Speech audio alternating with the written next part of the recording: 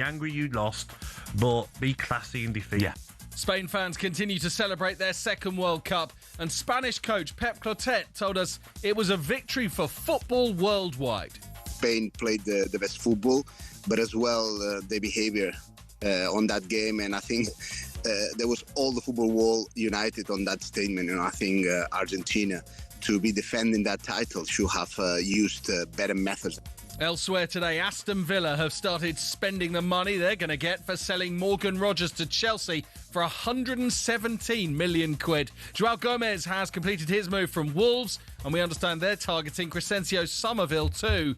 Rogers is at Chelsea for a medical, have gazumped Arsenal in the race for the England man. Martin Keown does not believe he was given the chance to go to the Emirates. He must have been too expensive. And I think Villa would have been, Unai Emery wouldn't have wanted him. My take on it wouldn't have wanted him to go to Arsenal. There was more money on the table. Man United have signed Spurs' 18-year-old winger Tynan Thompson for around 8 million quid, despite him never having made a pro appearance. And the first international competitors have arrived in Glasgow ahead of the start of the Commonwealth Games. Athletes from the Cook Islands and Australia were among the arrivals, met by bagpipes, Highland dancers and the Glasgow 2026 mascot, Finny the Unicorn. There'll be extensive coverage of the games on talkSPORT from Thursday. talkSPORT News. Andy Burnham is the UK's new Prime Minister. He's been to Buckingham Palace in the last hour, where the King invited him to form a government. Earlier, Sir Keir Starmer formally resigned, telling the public, "My work is done." Emma is back at past. talkSPORT weather with QuickFit. Sort your new tyres this summer at a time that suits you best from the comfort of your home or work 7 days a week with our mobile tyre fitting service. Conditions apply. Sunny spells developing through any remaining cloud or showers, warm in central and southern Britain, and turning to a fresher night for many today. Ready to get that winning feeling with talkSPORT Win. This summer, talkSPORT is bringing you live and official coverage of every game of the FIFA World Cup 2026. And to celebrate, we're giving away £26,000 guaranteed. Go to win.talksport.com to enter now, and you could win 26 grand.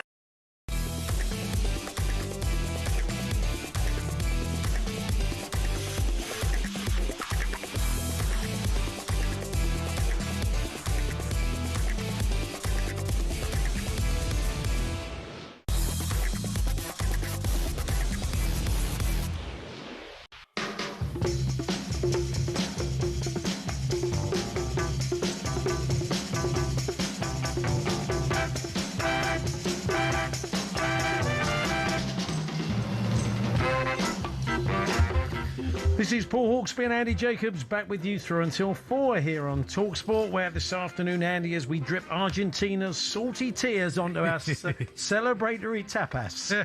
Please tell us what's coming up. Well, coming up over the next 3 hours, we look back on last night's disappointing showpiece by saluting Spain and berating the flat roof pub team they played against. Can't even say their name. We'll assess how the referee shaped the game and what we can learn from the officials' performance in the tournament. And we'll go in on the halftime show like Alexis McAllister. Yeah, we're going like Alexis McAllister on the halftime show. We also want to put together the halftime show you wanted to watch, plus John Rahm's What You Took It Out On, and we'll bring you all the drama from yesterday's World Snail Racing Championship. Yeah, the big one. There's all this, plus Tim Vickery has all the final fallout from South America. We'll look at today's big transfer stories, and newly crowned mile record holder Josh Kerr joins us for a chat. Yeah, slightly lost in all the World Cup and Open mayhem. Josh Kerr put in an incredible performance at the Diamond League meeting, the London Stadium. We're going to have a chat with him a little bit later on. But it is approaching 5 minutes past 1.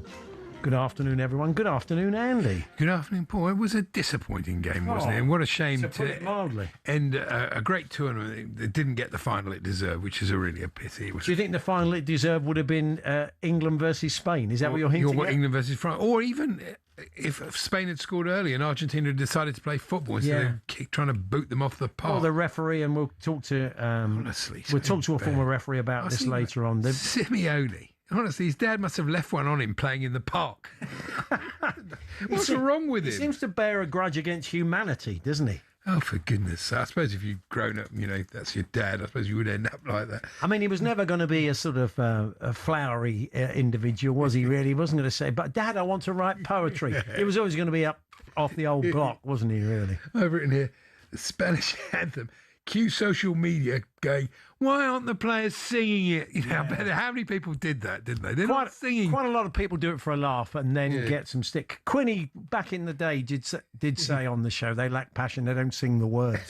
Couldn't somebody write some? I don't think everything they've won in the last 20 years, Spain, the men and the women, couldn't somebody come up with some lyrics that sort of... Yeah, well, you'd think so, wouldn't you, really? Yeah. I mean, look, we'll have a chat about this with Terry. I don't know if Terry knows, but maybe there are some lyrics that they just don't like to sing. Look, I don't know. Well, he'll know, yeah, that's true. The change in Spanish, the political system and Franco, maybe there was a lot of kind of pro-Franco lyrics that no one got round to. I don't know what I'm talking about, but maybe if you do, you can let us know. talksport.com, text 81089. It was Street to TS8 and J. The thing was so overblown that we're going to talk about the halftime show with Ali Ross and even the pre-match stuff with Tom Cruise. I thought, why don't you do one of your stunts and blow yourself up? Honestly, really quite annoying.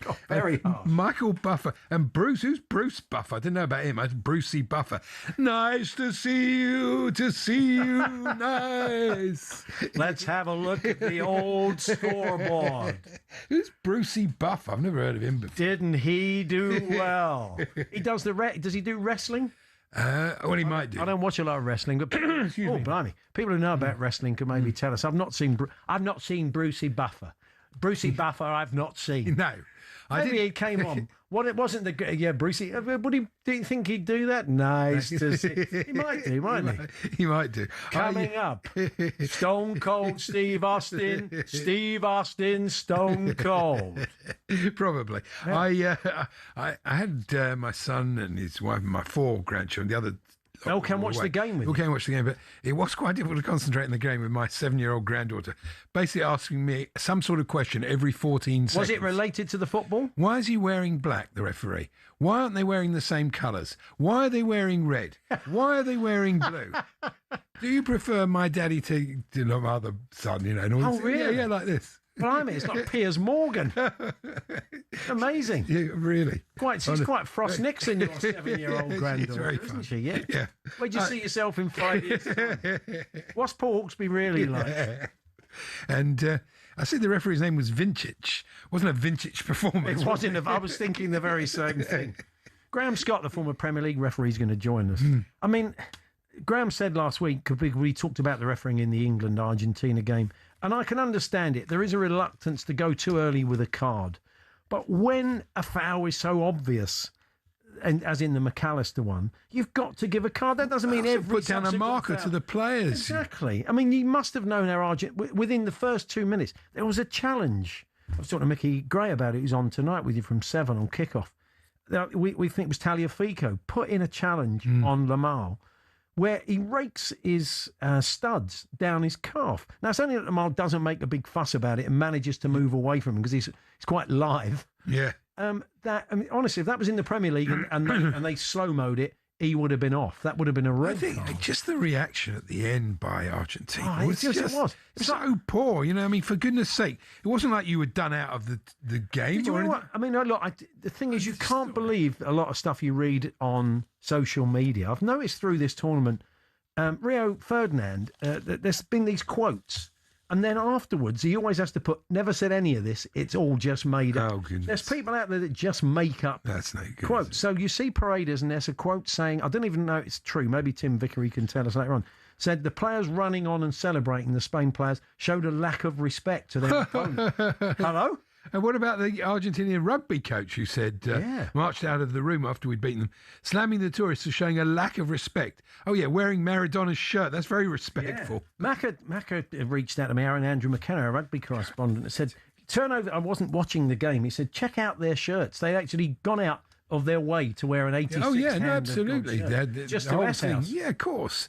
The whole thing, you know, was so poor. The way they didn't applaud Spain, the way they reacted, Messi trying to get Cucurella sent off. I mean, honestly, it left a really poor taste in the mouth. You know? And you're a man who loves Argentina. I do, What are but- your mates saying today? Are they? Well, I can't bring myself to speak to them because I'm so angry. Like, so You don't wanna lose I don't want friends. to lose friends. I don't want to sort of rub it in. But they got what they deserved, you know, and everybody else was delighted. At I was that. wondering whether they were still going to have a victory parade. You know, a bit like I think they are. like AFCON. Whether they would have thought we are really strictly the champions. I think and they are. we getting were some, cheated out of it. I think by they're having it. some sort of bank holiday. Yeah. They seem to be. Enzo Fernandez wouldn't go off the pitch. I mean, in the aftermath of that, what's Paredes? Paredes should get 10 games, 12 games. Yeah, He yeah. shouldn't play for Argentina No. for their next 10 games, at least, I would say. Yet Mark Gay said, I can't believe FIFA's prices, they're ridiculous. I bet he ends up getting a longer ban than Paredes does Probably. for that. I mean, you know, you always want to defend your club's players, but that was pathetic, you can't crazy defend that. challenge. You can't defend. He's not even And, looking at the I ball. mean, basically, if they want to sell him, I'd say Yeah. time to get rid of him. I'm like that with Christian Romero. I mean, I don't think he's only going to bring us problems everywhere. Every away ground that people are going to. I said just get rid of I him. said to you last night, I'll stay up till I see Christian Romero crying, then I'll go to bed. Yeah. But yeah, we're going to get into the halftime show. There was another halftime show we all could have enjoyed. I mean, Chris Martin curated it. Fair play. I mean, you know, there was some good stuff in there. I thought BTS was some kind of bowel complaint. No, well, I said. But I really enjoyed them. No, they were the best good. thing on. I thought, My granddaughter loved it. Singing along, she was. I thought it stopped the questioning for a few minutes. Did it? Were from your granddaughter? Oh yeah, it did. But I thought they were good. I thought, mate, they were wearing a little bit of makeup.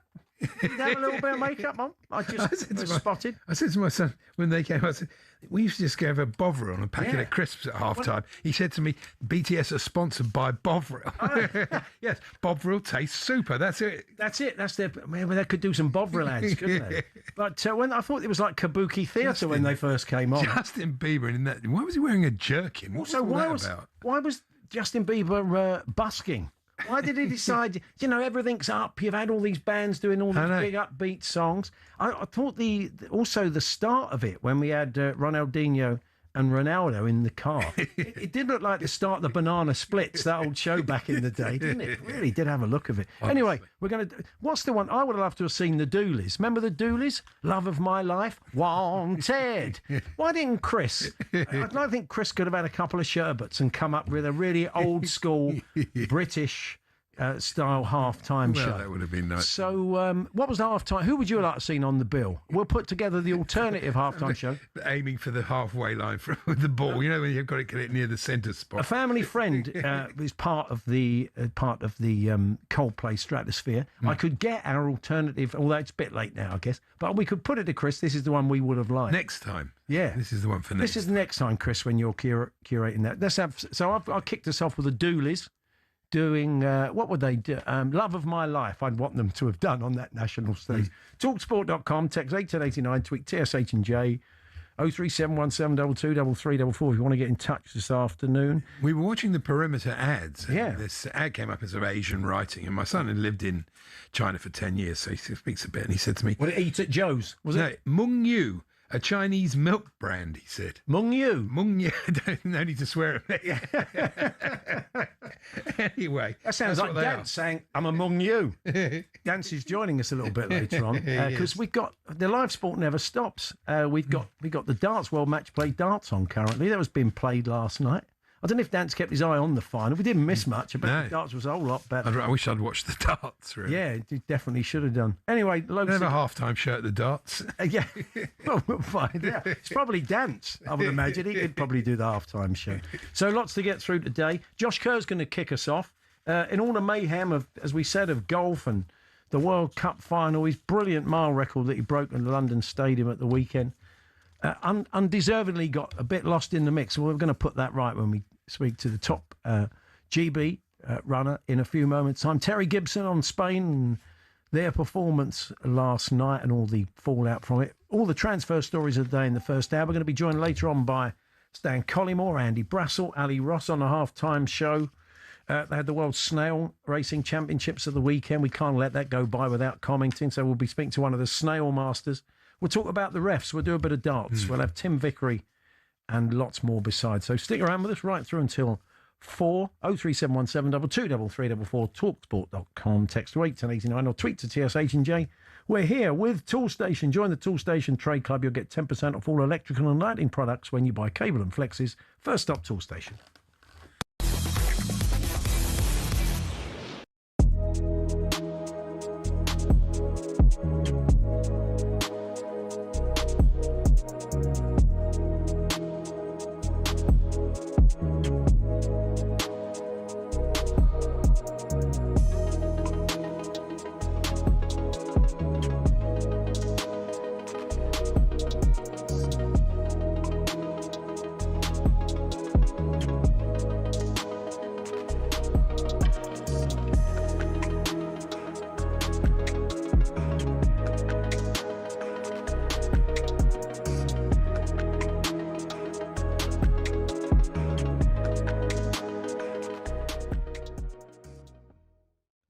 .5 minutes was how long halftime was. That's a disgrace in and of itself. We know that. We know it's a load of tosh. But if you're going to make football showbiz, at least do it well. They started with a clearly pre-recorded Madonna song. Oh, yeah. I know. It was like Mario Kart Double Dash with Ronaldo just sat there smiling. And they've had Justin Bieber playing a song nobody knows with a guitar that's not tuned properly. And then, I mean, we don't mind a bit of Shakira, really, but Shakira was the only...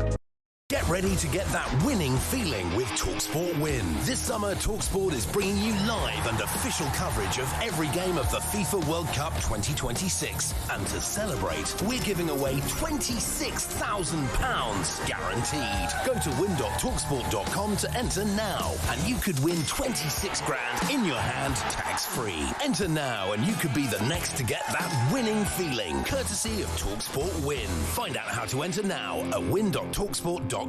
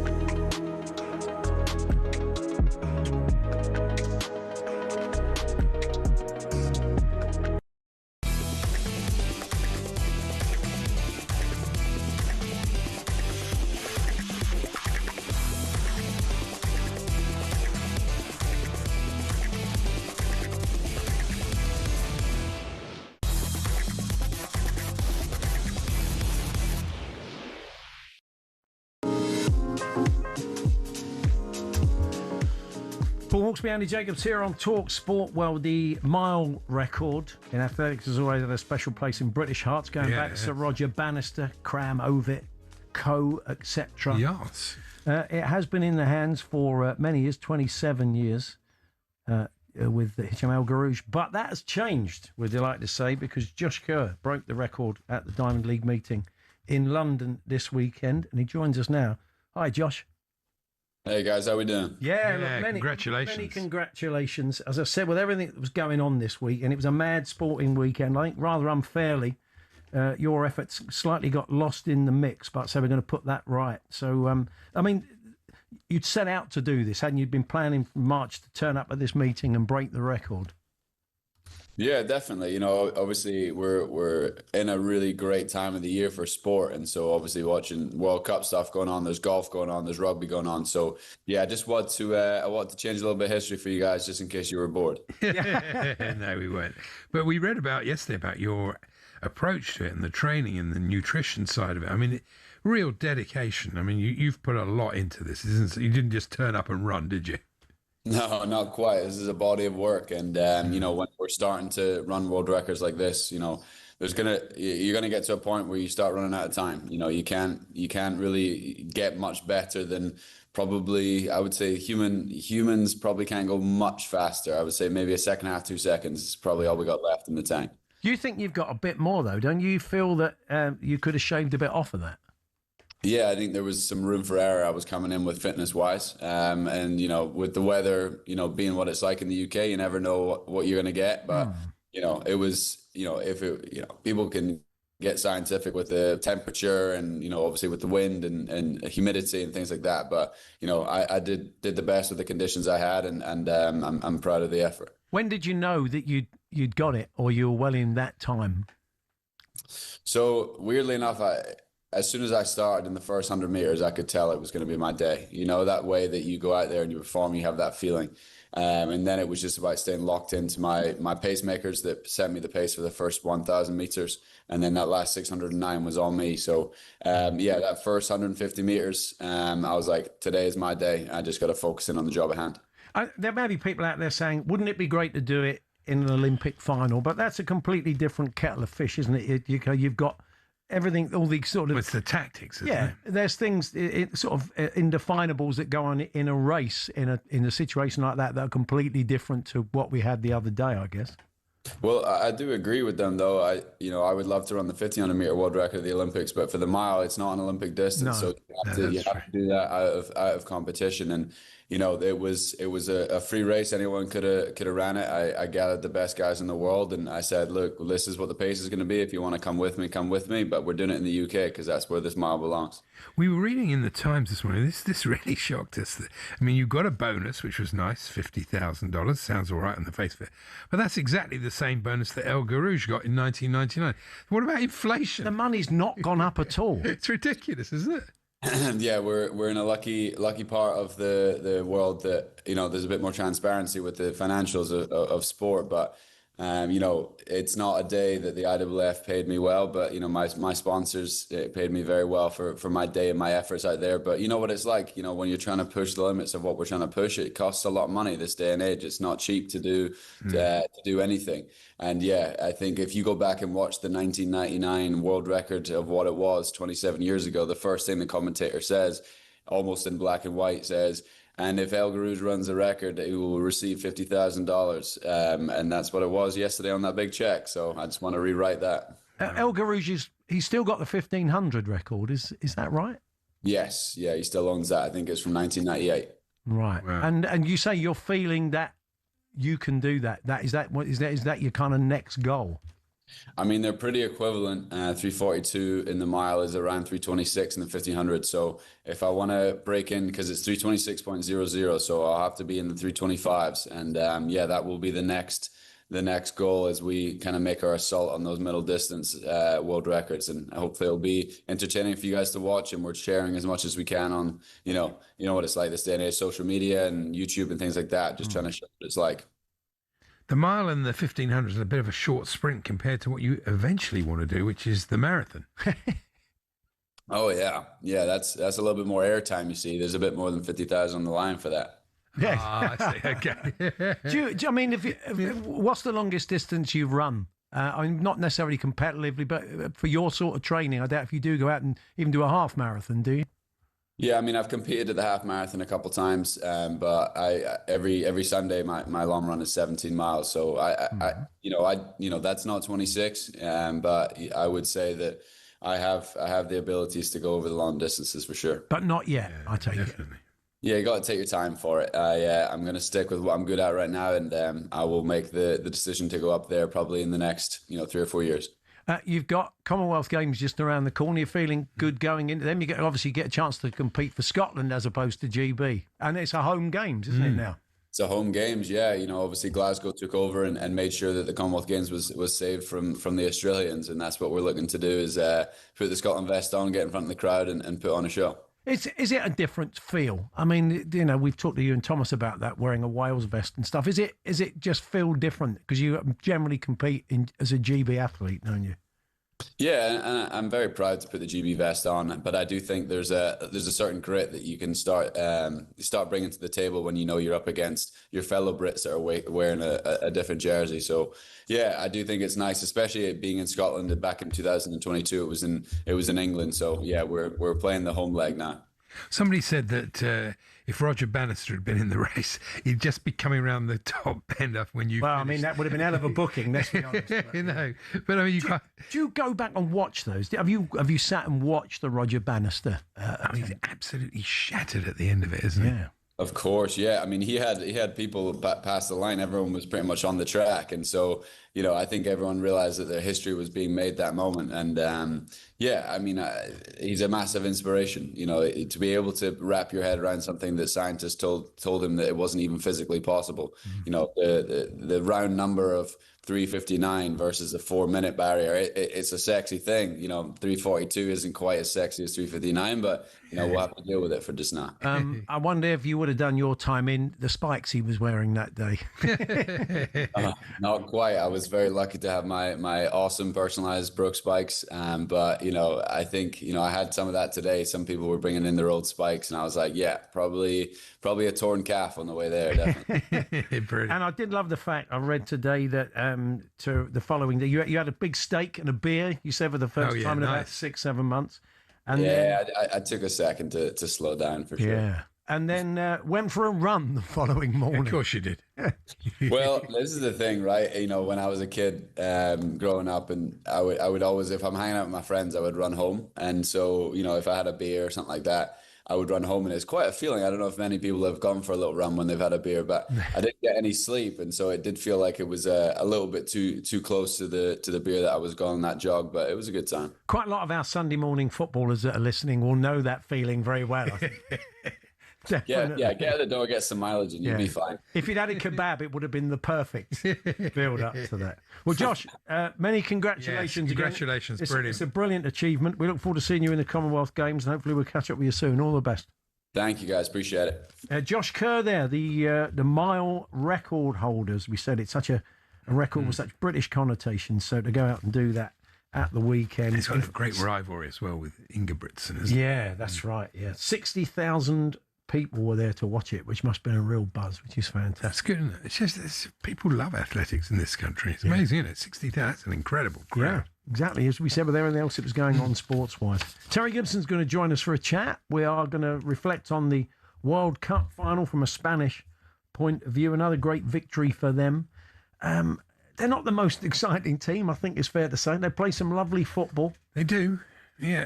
They don't sort of stir the blood, though, do they? Well, I mean, fairly or unfair. If you're Spanish, you don't care, do you? No, not at all. And everybody wanted them to win. Only one side wanted to play, and everybody was rooting for them. But we'll talk to Terry about that. We'll also be chatting to Ben Jacobs. Yeah, and we'll probably chat a bit about Saturday, because that was a wonderful game. We will. Stan Collymore going to join us we'll later talk to him about that as I well. really enjoyed Saturday's game, but we have to be honest, it was jeopardy-free, which is why both teams played like France was sur la plage. And certainly the comments from Bukayo Saka afterwards hint at a man who was chomping at the bit to get on. He must have been saying, Gaffer, let me get out there. No, you could see he obviously felt he should have come on against Argentina. That was clear. Ben Jacobs on the big transfer story. Yeah, I'm sure Tuchel will admit that later. Yeah, of course. I think he's a man, he's big on self-reflection, is our Thomas. Somerville to Roma or Villa. John Stones to Arsenal. All manner of other stuff will be running past Ben Jacobs on transfers in the next half hour.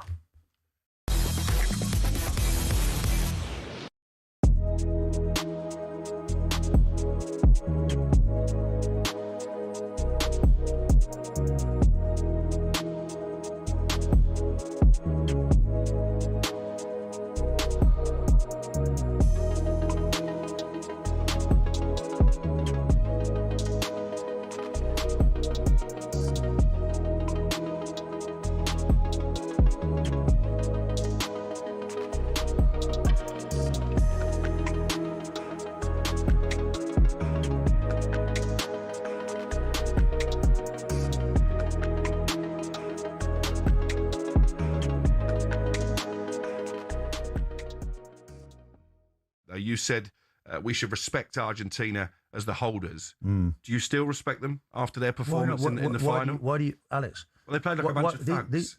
Even Alex, the scenes at full time, they were laying punches on celebrating Spanish. Yeah, of course. I don't like that. Of course, that is what they do. They leave a bit on everybody. And then, of course, at the end, maybe their true mentality comes through and you see them as people. Look at that picture on the screen now for those watching on YouTube. Is that what you want to see at the end of a World Cup final? No, Paredes, I simply don't. What I would like to see is, look, if I'm honest, I wanted to see Messi do something in that game. I think the Spanish, though, throughout have been magnificent. I think they only conceded one goal throughout the whole tournament. They proved they kill you with 1,000 cuts. Their passing's magnificent. Rodri's, whether he's the player of the tournament, it's certainly been a magnificent turnaround from him, from Man City. But, look, they'll have to take a good look at themselves. I think the referee was doing the best he possibly could in difficult circumstances. Because he could have got the yellow card out a lot earlier, but that would have in itself ruined the game, wouldn't it, if he started chucking out bookings? Well, why didn't he do that? I think he could have made... he was trying to manage the game. I think he knew that inevitably an Argentinian player would have they were getting away with this against England, and nothing was happening. Yeah. And, you reflect... Aguero, Solskjaer, Deeney. Sure, you know all about those last-minute goals, but have you heard the one about the on-loan goalkeeper who saved his temporary employers from disappearing out the Football League and into almost certain financial oblivion? Back in 1999, Carlisle United, managed by Nigel Pearson, were fighting to stay in the Football League. Carlisle's finances were precarious with a capital P that season, leading to a scenario where, with 3 games to go, they had to ask the FA to sanction an emergency loan deal to bring in a goalkeeper. Swindon Town's Jimmy Glass arrived at the club.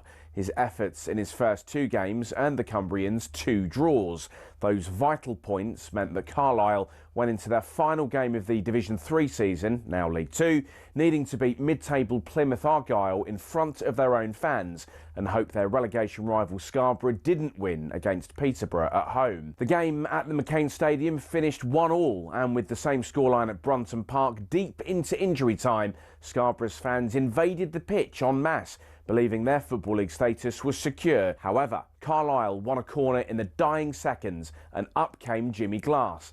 In one of those you couldn't make it up moments, Glass scored from a rebounded header and was promptly swamped by teammates and thousands of fans who quite simply couldn't believe what they'd just witnessed.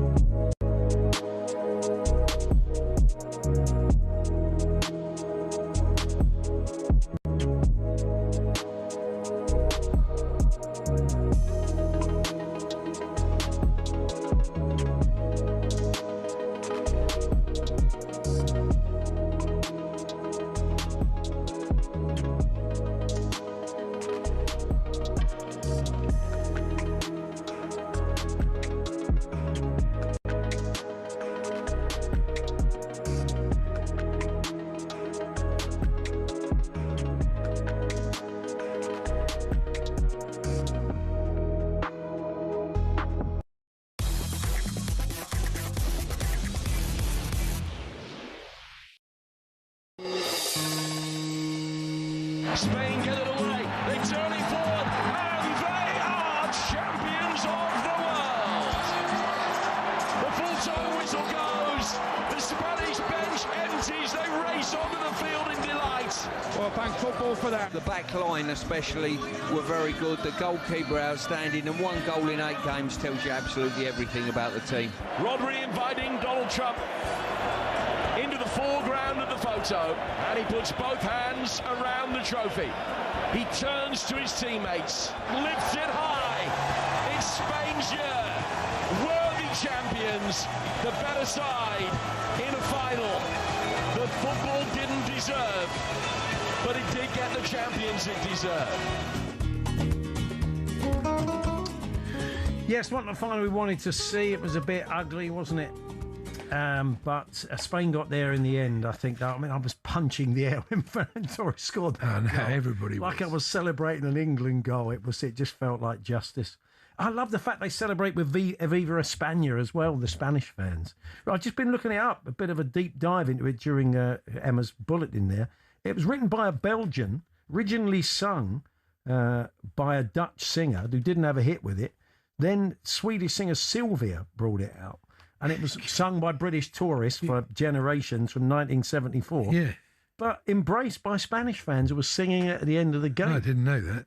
Good old Sylvia. Good old, yeah. Terry Gibson, I'm sure, was joining in. Hi, Terry. That's all news to me, Paul. Andy. I know. Who knew? I remember the song being a hit in this country, but I would have thought Spaniards would look down their nose at it, but apparently not. They embrace it, and why not? You know, I even saw Carlos Alcaraz singing it. Yeah. In the stand. Oh, did you? Oh, fantastic. Yeah, it was a frustrating night for Spain because when they did get in good positions, they found ways just to hit it straight at Emi Martinez, and there were times thinking this isn't going to come. They're going to score one and win it, or they're going to equalise in a minute and take it into extra time and win on penalties. Argentina, which would have been so unjust. I mean, it doesn't matter. They got over the line, but they had plenty of opportunities, and their finishing wasn't stunning, really. If you're going to be critical of Spain last night. Yeah, if you're going to be critical of them, that's a feeling I've had a number of times throughout the tournament where I'm looking at the fantastic defence, fantastic midfield players. They do lack an out-and-out striker like Harry Kane, Erling Haaland, Kylian Mbappe of that level, and they're making do. And Oyarzabal was a winger, and he's been converted into a centre forward. Ferran Torres, likewise, was a wide player, kind of been converted to a centre forward. Dani Olmo is an attacking midfielder, and number 10. He's been playing in that second centre forward position. So it's the one position they are desperately crying out for. And like all football teams throughout the world, they all want a better centre forward than what they've got. And Spain are no different. But despite that, they've managed to overcome that. And I agree with you. I wanted Spain to win, of course, because that's primarily where I make a living. I'm a pundit. I watch Spanish football every week.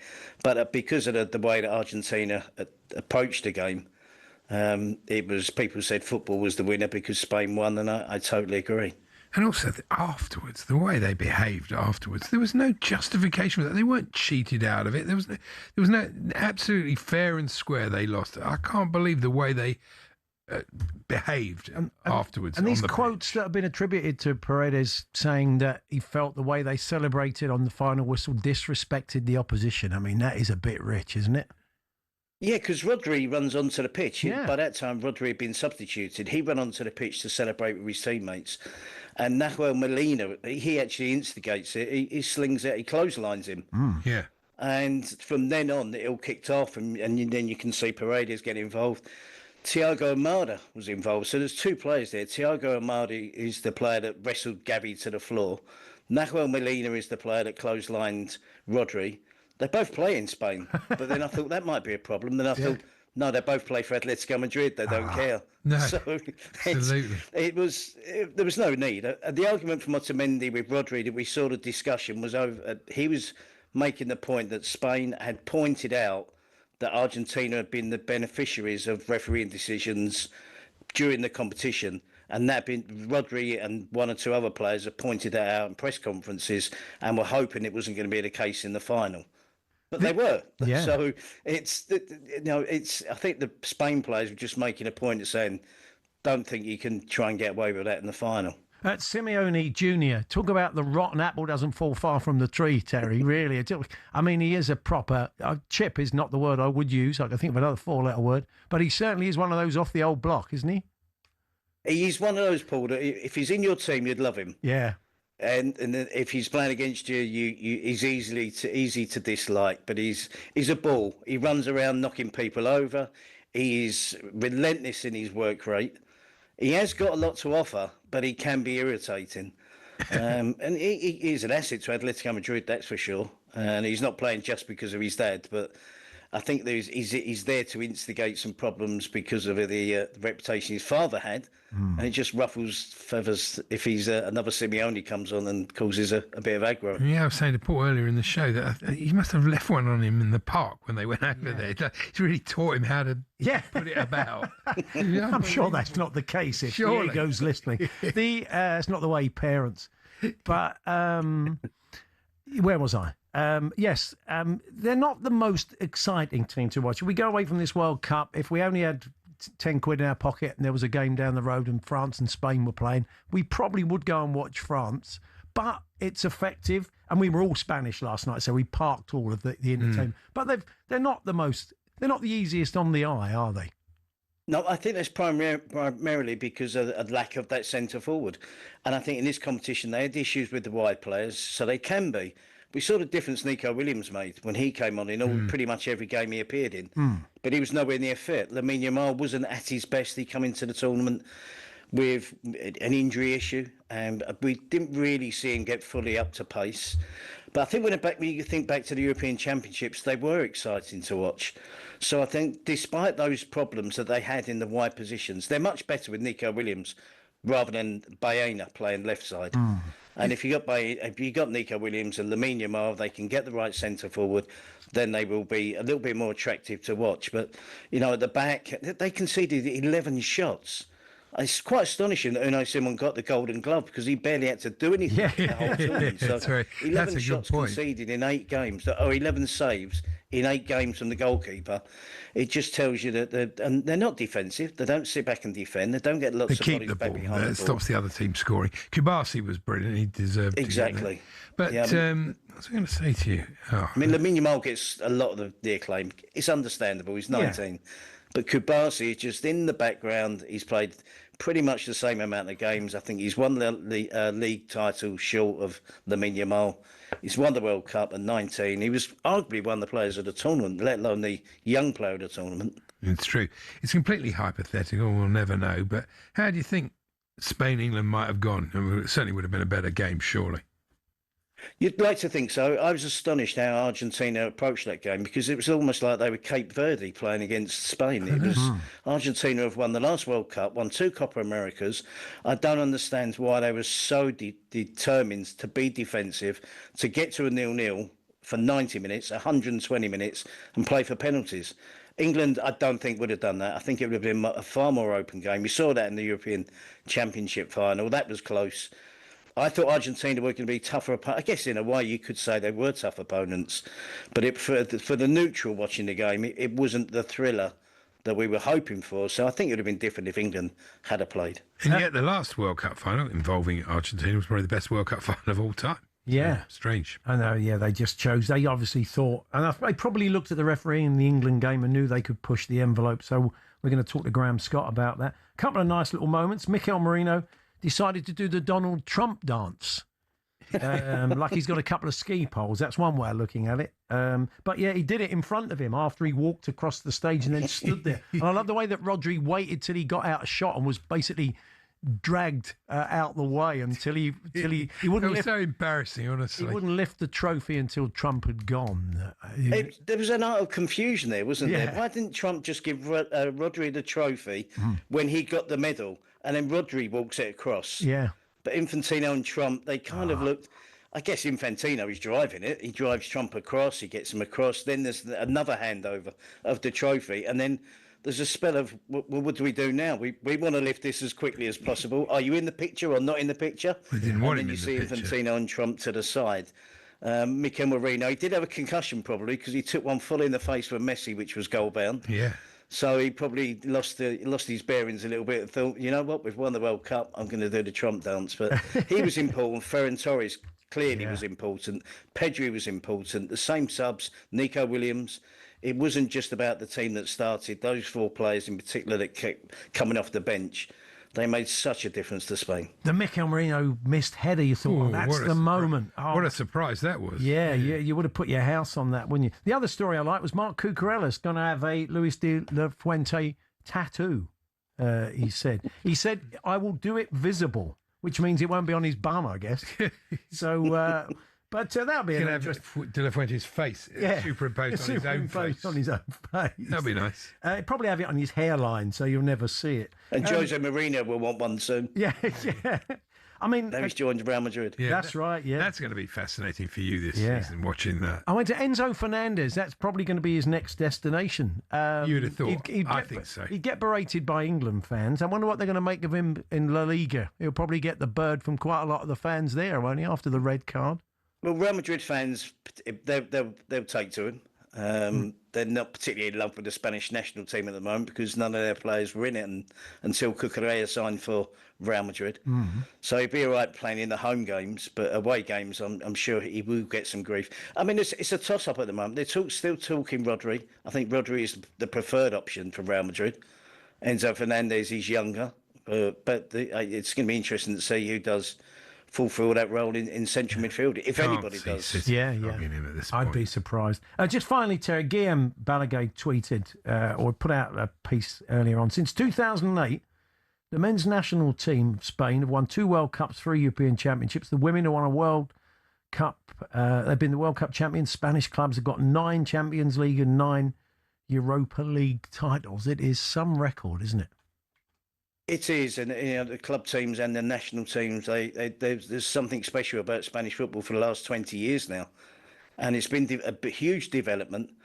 And I was asked earlier on another channel about the DNA of Spanish football, and the beauty of it is the DNA is different in different parts of Spain. So each region has a different DNA.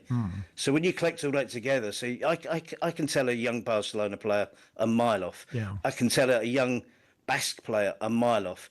I can tell you a player from Andalusia. I can tell you where they're from before you even know where they're from. And when you bring all that together and you get the right coaches, the hard work they've put in to get the right coaches, to have the right qualifications, to produce these young players, then you get what we see, the DNA of Spanish football. It's not just tiki-taka. It's not just Barcelona players.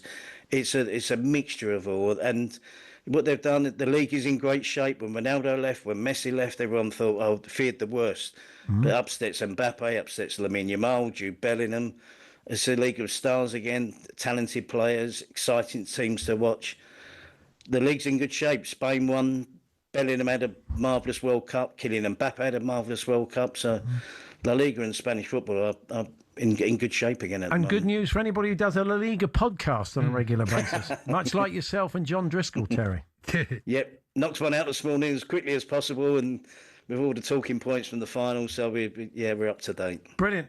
You can get it where, you can pick up the boys' podcast wherever you get your podcast in the world of Spanish football. Terry, all the best. We'll catch up with you soon. Thanks very much. Oh, Andy, always a pleasure. Thank you. There we are. That's Terry Gibson, former Wimbledon and Manchester United, Spurs and Coventry frontman and Spanish football expert and La Liga commentator. We're going to be chatting to Ben Jacobs. We're going to look at some of the transfer stories of the day. We're getting interesting suggestions as well for the halftime show you would have liked to have seen. We'll be discussing it with the Sun's TV columnist Ali Ross a little bit later on, that 27 and a bit minute extravaganza that we had to put up with. That's all to come. We're here as always with Tool Station. First stop, Tool Station.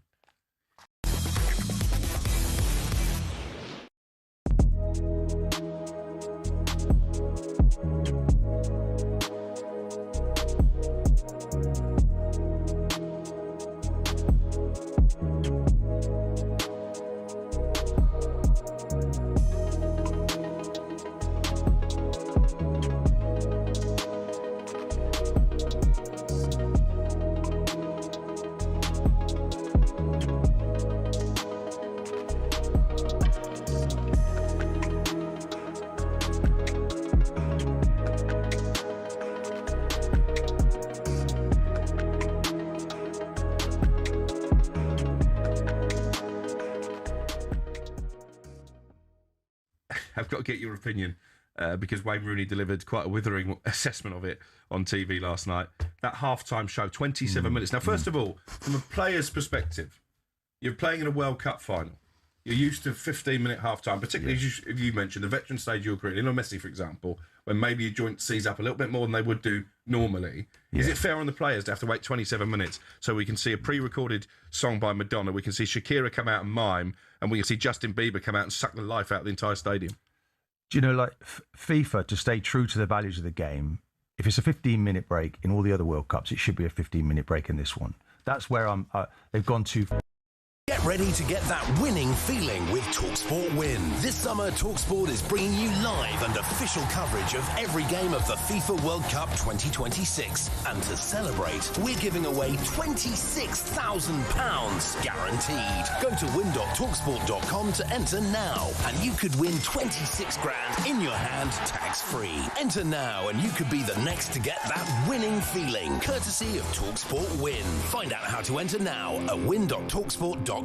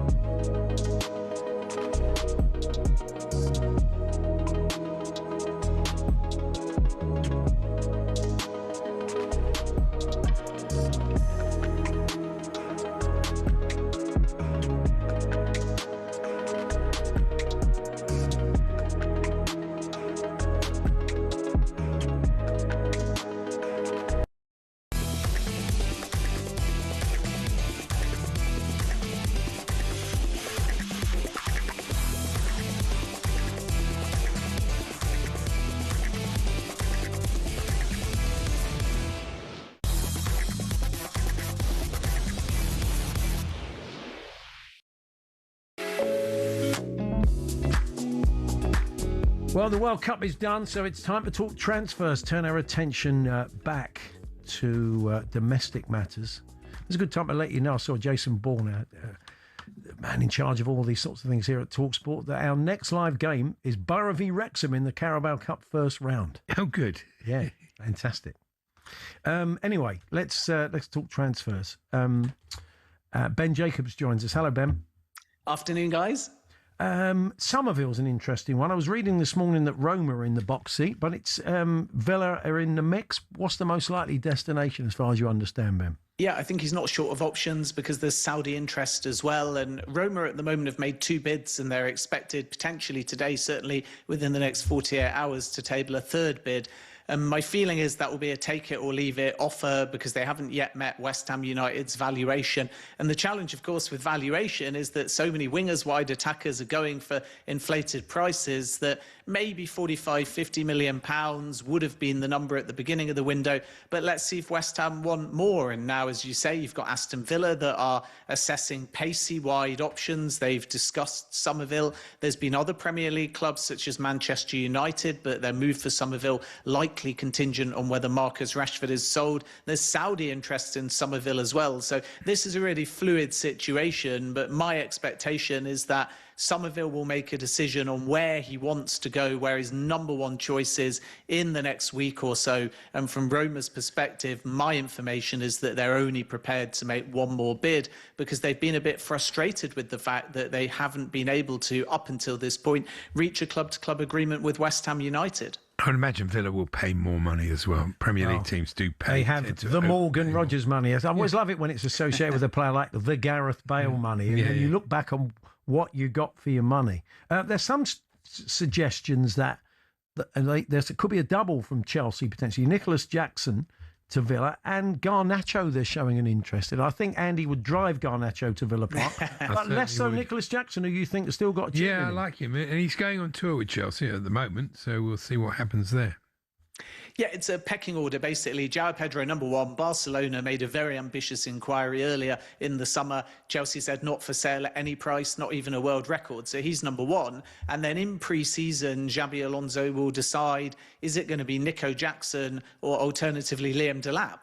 And both players have got this starting premise that they're prepared to wait and fight for their place. But whoever's kind of number 3 in the pecking order, and I feel like each will be above Mark Guiu, who's also got a question mark over his future, whether for a loan or a permanent exit. But whoever's number 3 out of those 2 senior strikers will likely decide, reluctantly it may be, that they want to move away. And in the Morgan Rogers conversations, Nicholas Jackson was mentioned. Don't forget, Unai Emery had him at Villarreal. Yeah. The advantage of Jackson, if you go back to Villarreal, is he wasn't just a number 9 or a central forward. He could also be a wide attacker or a winger. So maybe Unai Emery has got a slightly different, more versatile perspective on the player. And then you've got Liam Delap, who has had historical interest from Newcastle United and Everton, amongst other clubs. But neither wants to rush the decision because maybe Xabi Alonso turns around and tells one of them at least that they are still integral to his plans. And then with Alejandro Garnacho,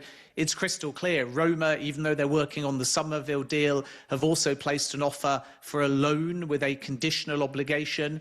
Chelsea don't want any conditions, any non-permanence, any loan. It has to be at this early stage of the window still a permanent exit. And Chelsea are still hopeful that they'll be able to find a solution for Garnacho between now and the next 2 weeks. Because he's not training with the team, so he's definitely on his way. That's looking back, not a great move. From Chelsea's point of view.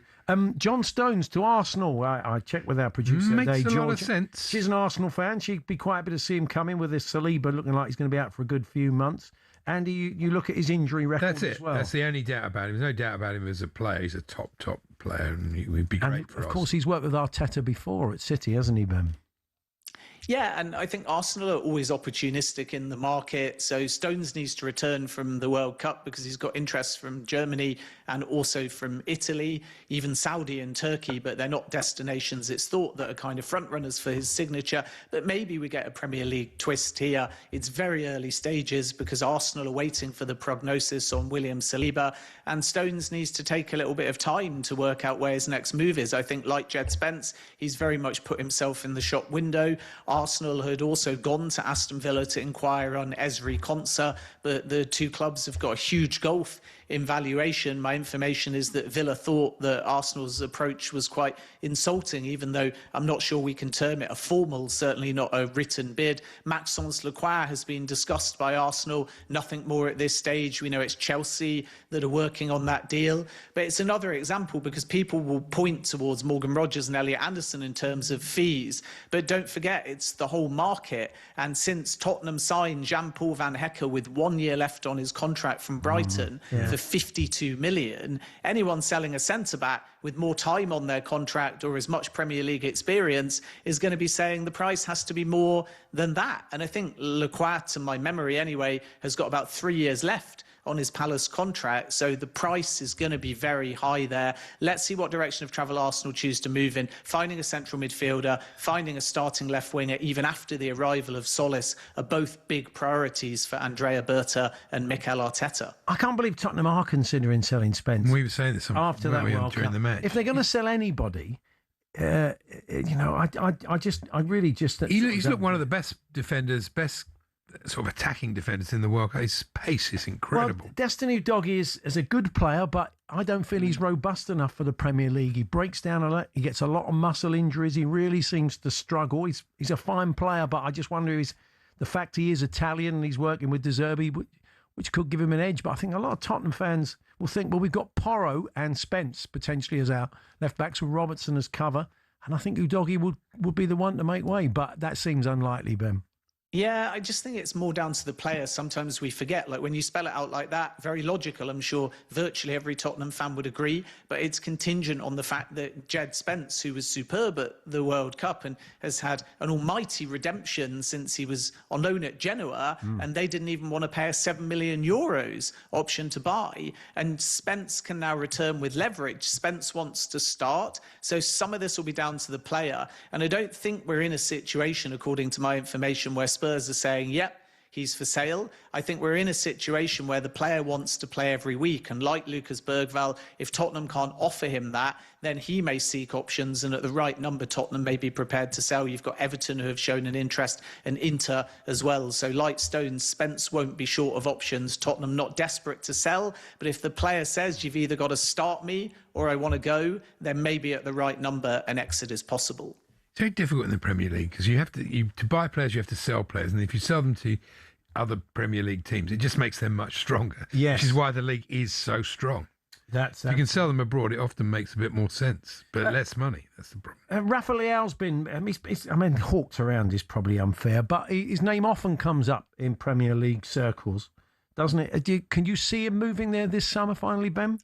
He's been offered to Premier League clubs, and this is where the links come from. For example, Spurs received a call from those in the Leao camp saying, are you interested? Tottenham said no, and some of it in the past has always been down to price. The expectation now is that Rafa Leao will move. There's still firm Saudi interest. Al Nassr and Al Ittihad had both looked in previous windows. Chelsea, of course, with a historical interest in Rafa Leao, but we're really talking about 2022, 2023, those two summers in particular. And on each occasion, it was essentially €100 million or more, pay the release clause or nothing. Now it's a slightly different scenario, but all quiet for now. But that is a transfer I expect to pick up in the second half of the summer. He's such an old school Tottenham player, such a flake. He can be absolutely brilliant, and then he can stink the place He's out. a bit of a no-end I'd like to think we've maybe moved on from that, but we'll find out next summer.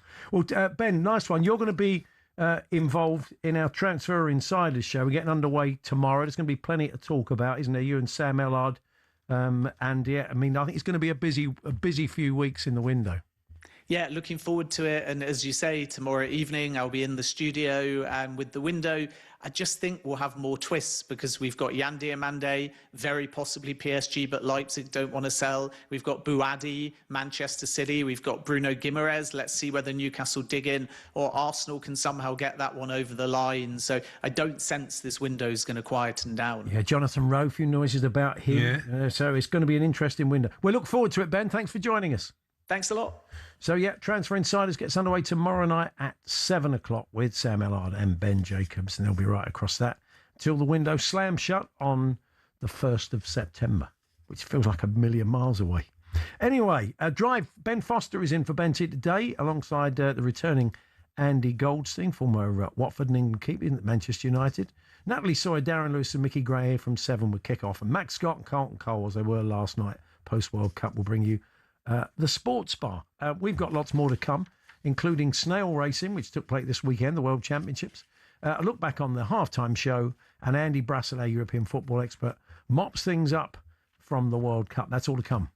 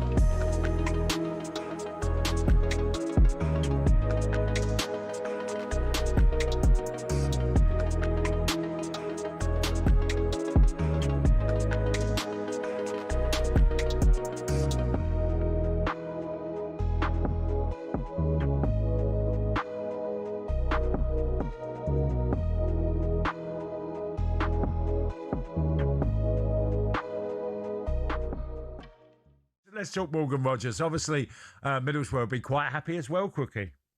Yeah, I think they get 15 million quid there or thereabouts from their salon. Yeah. This is a move that's come somewhat out of the blue, because I felt for the last few weeks the direction of travel was that Morgan Rogers ends up at Arsenal. I know that his advisors have been in talks with Arsenal for quite a few weeks now, but I'm not sure that Arsenal were willing to pay the asking price of Chelsea of.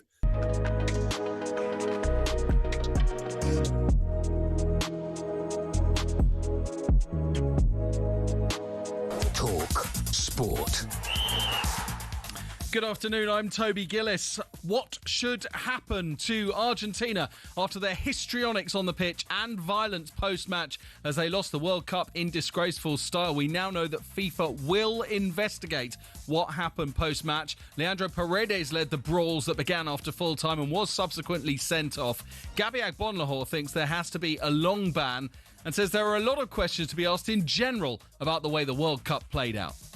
You know, I feel it's market forces, it's what people pay. You know, of course, it's too much money, but it's the only way that Chelsea can get him to his football club, because, you know, money talks in this situation with Villa, and that is a hell of a lot of money. Well, clearly that was the Arsenal legend Martin Keown. He was speaking about Morgan Rogers, who he insists would not have chosen Chelsea if the Gunners could have matched their transfer offer. The England man is in West London for a medical, with Chelsea paying Villa £117 million. That is, of course, a British record. Villa have signed João Gomez today, and talkSPORT understands Crescencio Somerville is on their list too.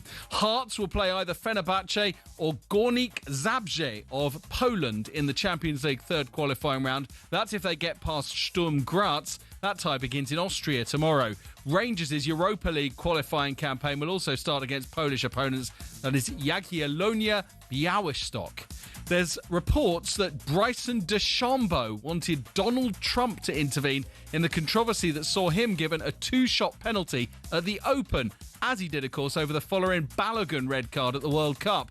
The golfer is a pal of the president, and an American golfing journalist claims he asked to speak with Trump whilst arguing his case at Royal Birkdale on Friday night. There's more at talkSPORT.com. News. Andy Burnham has vowed to deliver a circuit breaker for Britain as he becomes the new Prime Minister of the UK. But critics say he takes office without a clear plan. Earlier, Sir Keir Starmer formally resigned, telling the public, "My work is done." Emma is back at past. talkSPORT weather with QuickFit. Today it's raining tyres in our centres, including top-notch brands like Pirelli. Visit your local centre or quickfit.com and book today. Sunny spells developing through any remaining cloud or showers. Warm in central and southern Britain, turning to a fresher night for many. Ready.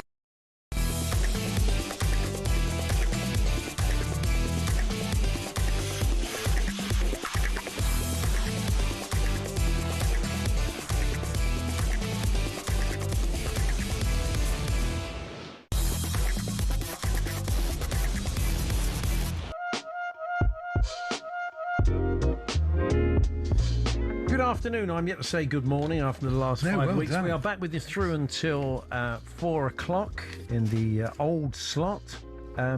We were asking earlier on. Refer to me like that. Yeah.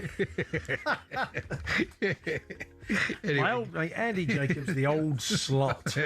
Old sloth.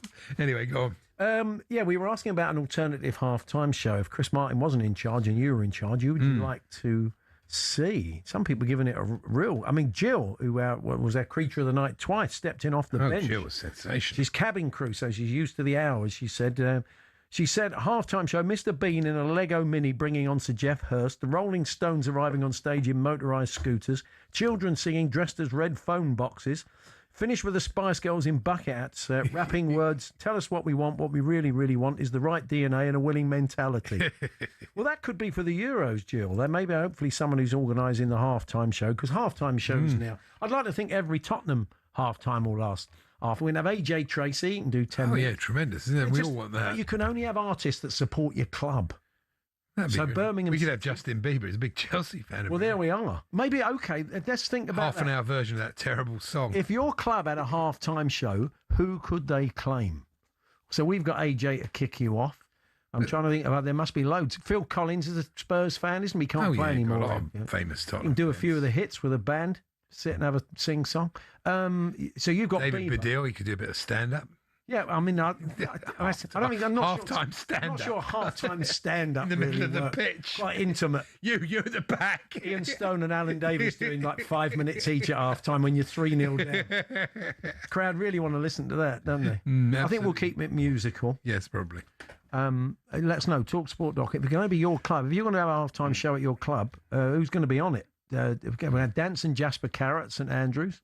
talkSPORT.com, text 8, and all manner of fine metal bands from the region. Oh, yeah. No, most clubs have got famous fans. Yeah. Who might be struggling? Maybe some of those clubs that could be struggling maybe could only call upon one artist. Let's find out. TalkSport.com, text 81089, tweet TSH and J. 03717223344. I suppose. Powley, sorry, the Tomb fan said, would it have been great if Barry from EastEnders had come on and sung Something Inside So Strong? That would have been marvellous, wouldn't it? Said yes. Steve. Well done, Steve. Thank you. One of Infantino's quotes, he was standing next to Trump on the weekend. This really got me. I got so angry at this.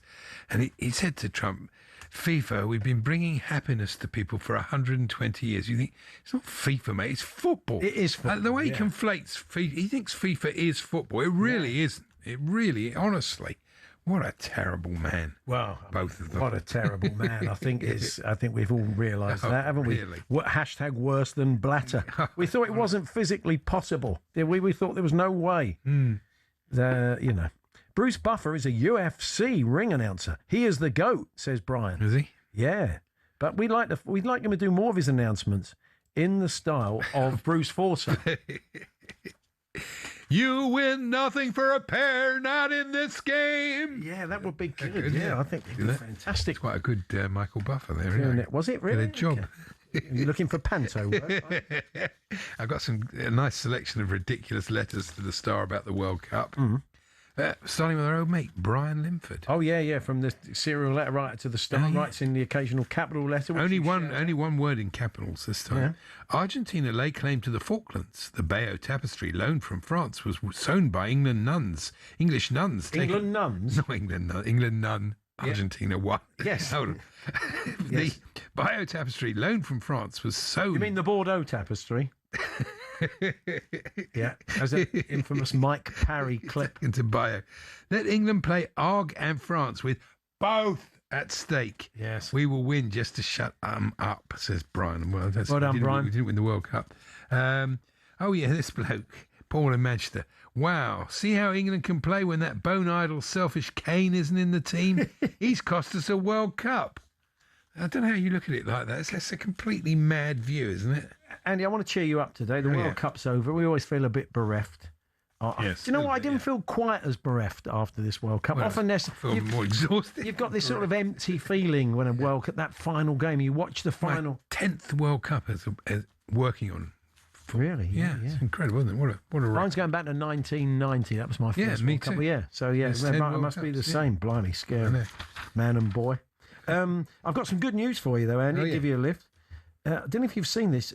Ewan Drama Channel are showing Neighbours in its entirety. Mm. I saw this. From episode 1. Yeah. You can go all the way back, Andy. And with your terrible memory... Yeah, it'd be like watching it. It'll be like watching... It's like a new series. You won't remember anybody is or any of the plot lines. You can go right back to 85. Bouncer will be in it. They'll all be in it. I was thinking of a... Would you watch it or not? Not really. Has you got it out of your system now, have you? Oh, well, it's gone now, isn't it? It's gone. That's it. It's done. We could watch it all over again. That'd be like the Truman Show. What's on the other I was just side? wondering on Saturday night, when England went 1-0 up, like a lot of people, we were texting each other and you went, time to bring on Dan Burn, not Dan Burn. Bandern. Bandern, yeah. And then I noticed that everybody's... So I wondered, at what point... gelling. At what point did you make the same joke, it's time to bring on Dan Burn? Because on the commentary, they made it 3-0. They waited till it was 3-0. We went at 1-0. Yeah, I think we all went basically as soon as England scored. We said, get Dan Burn on. I mean, you couldn't resist it. I'm sure. You know, we had a pound for everybody who did that. That would be marvellous. It was a nuts game, though, as I said, but it just shows.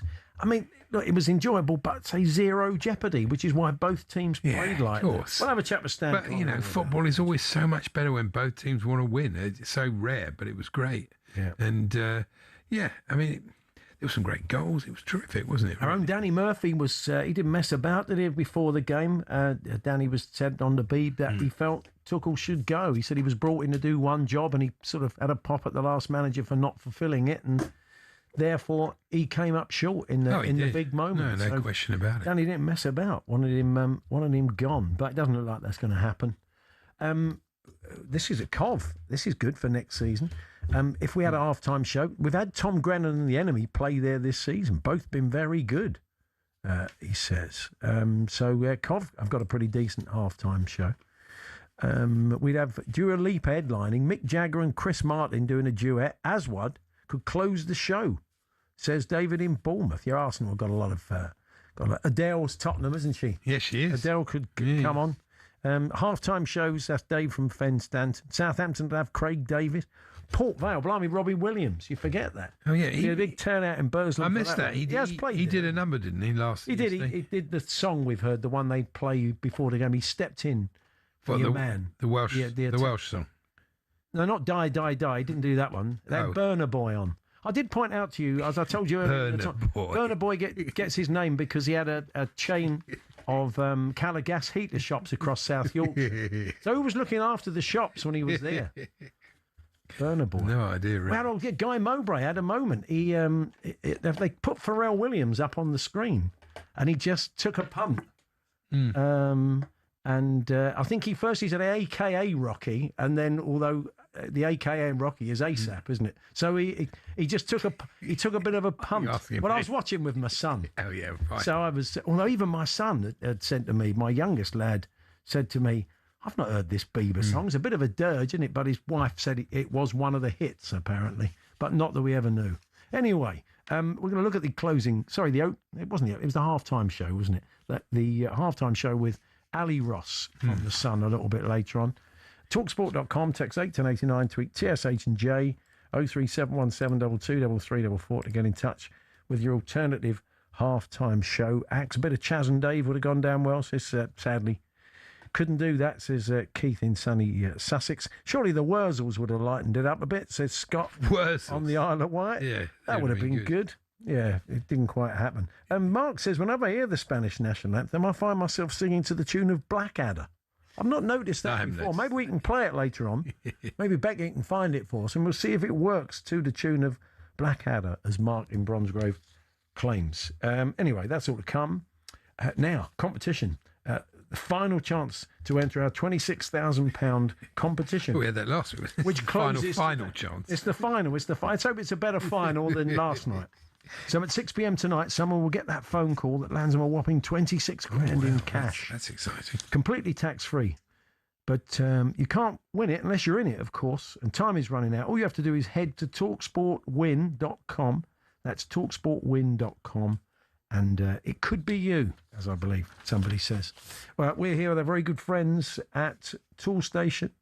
Only got time for one stop. first stop, Tool Station. Andy Brassell, European football expert, joins us next.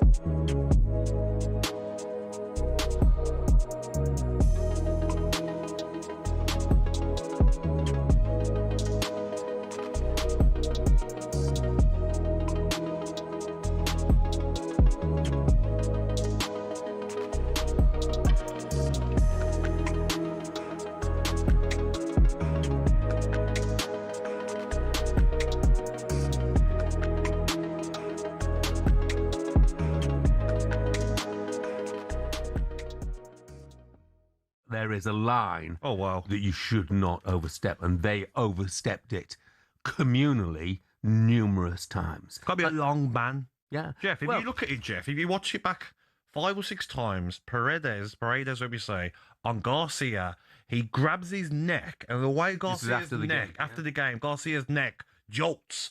That's assault. Yeah. Simple as that. Like, it's assault. Like you, Stuart Pearce believes that the Argentinian midfielder needs an incredibly strong punishment. But you've got to say, and just to back up exactly what you've just said there, sometimes in life and in football, what goes round comes round. And that's exactly what's happened to Argentina today. And I'm sure FIFA will see the punch that was thrown at the end of the game, and obviously they were quite happy to extend a 6-game ban for a Qatari player, and I'm sure when they see... Get ready to get that winning feeling with talkSPORT Win. This summer, talkSPORT is bringing you live and official coverage of every game of the FIFA World Cup 2026. And to celebrate, we're giving away £26,000 guaranteed. Go to win.talksport.com to enter now, and you could win 26 grand in your hand, tax-free. Enter now, and you could be the next to get that winning feeling, courtesy of talkSPORT Win. Find out how to enter now at win.talksport.com.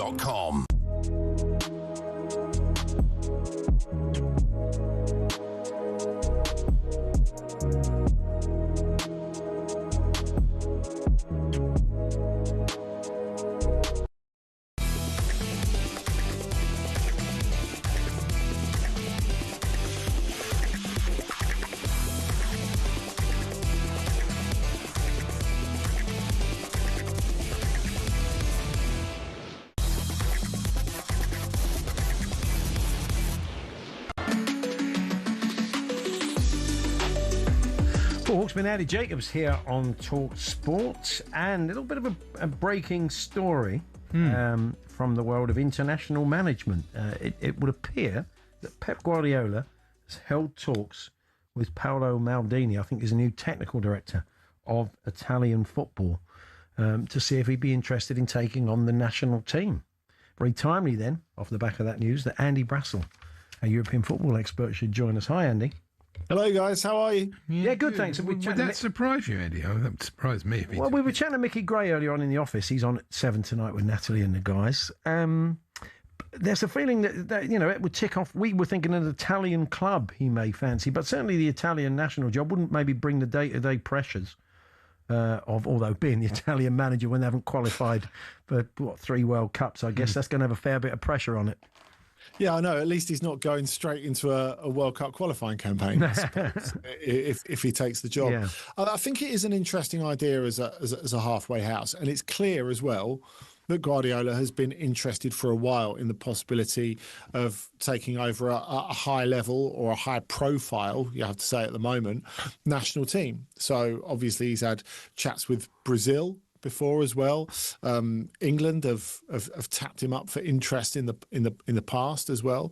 So it wouldn't be completely out of left field, especially he'd have like free reign and the ability to build. There are 2 reasons why I, like Andy, don't immediately think it would happen. The first is that he clearly wants a break. So whether he would change his mind and go straight into that, maybe if he felt like, as you say, Paul, not the day-to-day pressures of a club, the sort of Jurgen Klopp defence, if you like, maybe that is an idea. I think the second reason, even if he takes a massive pay cut, it's going to be way, way expensive for the federation. And you look at the other candidates, Andrea Pirlo, return of Roberto Mancini, who would really be doing it at mates rates because he's just come out of Saudi and I don't think he can fit any more money in his pockets.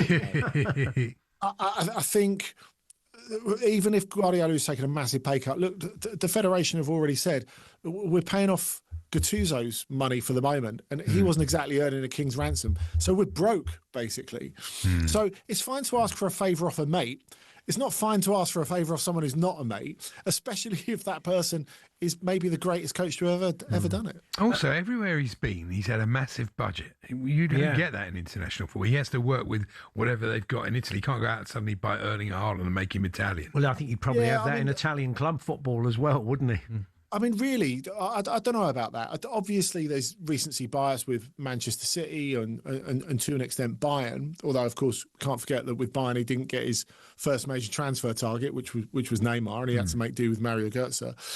The fact is that he took up Barcelona at a really, really low ebb, and he shaped them, and he shaped Messi into what he is today and what we know him as today. So, you know, there are lots of raw materials with Italy, but they're way, way off it at the moment. So you can definitely make comparisons as to when he took up Barcelona, I think.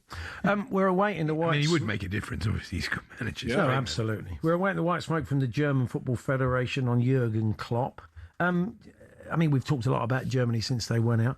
Do you think Nagelsmann should have done a better job with the players he had? What sort of squad is he going to inherit? What are the holes in the team? What are the issues, you think, when he starts?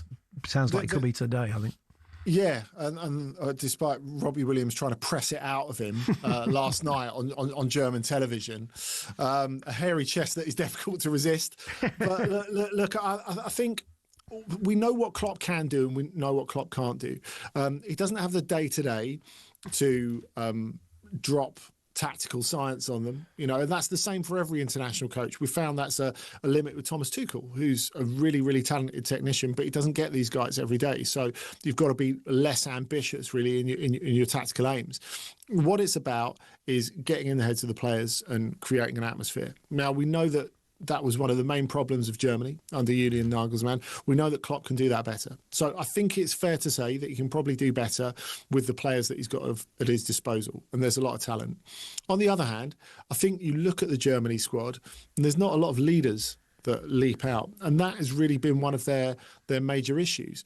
It's been one of the reasons why they took Antonio Rudiger, who had a pretty ordinary season for Real Madrid. But, you know, he's someone who can actually lead from the front, which is really why they took him, really contrary to his current form. So I think there's a limit to what Klopp can do within that. You know, he can make them better. He can make them more competitive.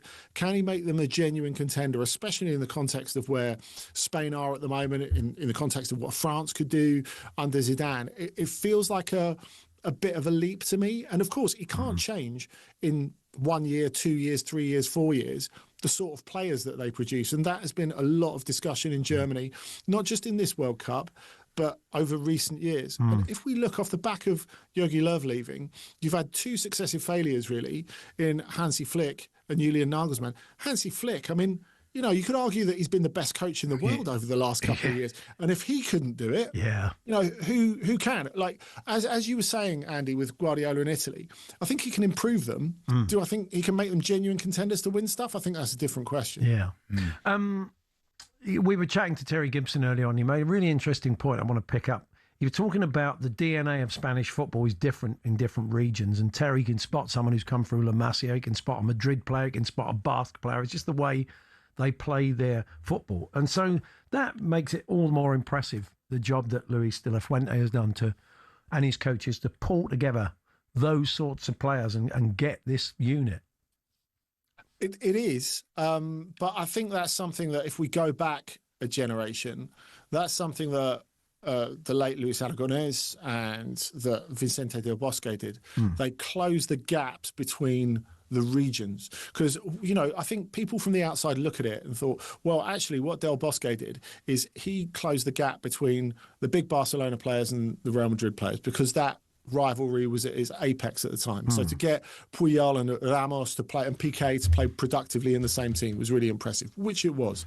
But I think you're right in that what Terry was saying is like the fact that because it's like a load of different countries in the same landmass, really. Sure. It can be an advantage, though, because you're getting lots of players with different backgrounds, different strengths, different methods of coaching as well. But it's really interesting how like Barcelona's academy is having an up moment at the moment, and I think you look at a lot of the players produced, and that really shows you something. Madrid, not so much, because of course not a single Real Madrid player in that squad at the moment. But what De La Fuente has done so well, and what really underlines how different a job it is coaching a national team to coaching a club team. Look at the two coaches in the final, De La Fuente and Scaloni. Are either of them going to take on big club jobs? No. No matter what happens tomorrow. And De La Fuente has known those guys from the under-21 team, from the Olympic team. He knows them personally, and I think that's massively important. And it's funny because we've moved away from Gareth Southgate, who, whatever you think of his ability to finish finals or finish big games, took England an extraordinarily long way. I mean, really, what you want for England ultimately is a better Southgate, isn't it? Is it De La Fuente? Well, Lee Carsley is the comparison, I guess. And I know he's not Ryan Clark in front of the cameras, but he has brought on some very good players. He has instilled a style that is very pleasant on the eye with the under-21s, brought players through like Elliot Anderson. I wouldn't rule him out. I mean, people look down their nose at him, which I think is very unfair. Yeah, I think that's absolutely it. And I think because part of it culturally, the cult of the head coach, or as we still call them, manager, is so big in England, and it's so big in the Premier League. And really, in the last couple of years, that's only accentuated as we've moved away from being all about the biggest players and to being the biggest coaches. I mean, when you get to the point, no offence to Tottenham here at all, Paul, but when you get to the point where Antonio Conte takes the Tottenham job, you know it's a coach's league. And funnily enough, I wonder if we could be having that shift towards international, that being the case in international football. If you look at the next European Championship, you're going to have, well, aside from De La Fuente, who obviously is leading the pack, and Spain are leading the pack, you look at Klopp, you look at Tuchel, you look at Zidane, you know, some huge names are going to be there. And if Guardiola adds to that, that'll be something really interesting. Just final one. I know you wanted to talk about some of the Spanish players. We could potentially, I mean, the Premier League has the buying power. Many of that Spanish team are at big clubs, some aren't. I mean, could you see some of those players heading to the Premier League? And if so, who? Well, I think the obvious ones, Aymeric Laporte, who's only 32 still, and has underlined the fact that he's still an absolutely top-class left-sided centre-back. I've got to underline that as well. So whether he would leave Athletic again, I don't know, but I think big clubs would be daft not to be interested in him. I think as well, you look at Alex Baena, who wasn't expected really to be a big player for them at the start, only really because of Nico Williams' fitness problems that he played. Didn't have a great first season at Atletico, but he's so good off the ball as well, which I think massively counts in the Premier League. The other one, it's got to be Ferran 26, one of the best finishers you'll ever see, only got a year left on his contract at Barcelona. And having spent the last 6 months trying to sell him, they're now thinking, actually, do we need to extend him? Because it might be a real PR own goal if we get rid of Spain's winning goal scorer in the World Cup final. Yeah, it was a great finish, wasn't it? Oh, good. I mean, we Brilliant. compare it with a Simeone where he's in a very similar situation and skies it. That was a beautiful finish. Well, Andy, a pleasure as always. We will catch up with you soon. Thanks very much. Thanks, fellas. Take it easy. Andy Brassel, European football expert, our thanks to him. Ali Ross is going to join us for a chat from The Sun, their excellent TV columnist, and Tartan Army foot soldier. He was out there watching his beloved Scotland at the World Cup, but I think he was back here to watch the halftime show yesterday, and we'll get his thoughts on that and some of the other things that went on in that 27 minutes and 15 seconds. I was saying to you, it would serve them right if they came back out and Messi and Yamal both got hamstring injuries in the first 5 minutes. Would serve they still wouldn't Infantino right, wouldn't it, with those players? They're probably sitting there in the dressing room on bikes, were they, or just trying to keep warm. It's not helpful. You know, it's 15 minutes for a reason, isn't it? Really? Yeah. So Ali joins us for a chat, and we had the World Snail Racing Championships of the weekend. Of course we did. I don't need to tell you that. And we'll speak to one of the snail masters, one of the people in charge, a little bit later on.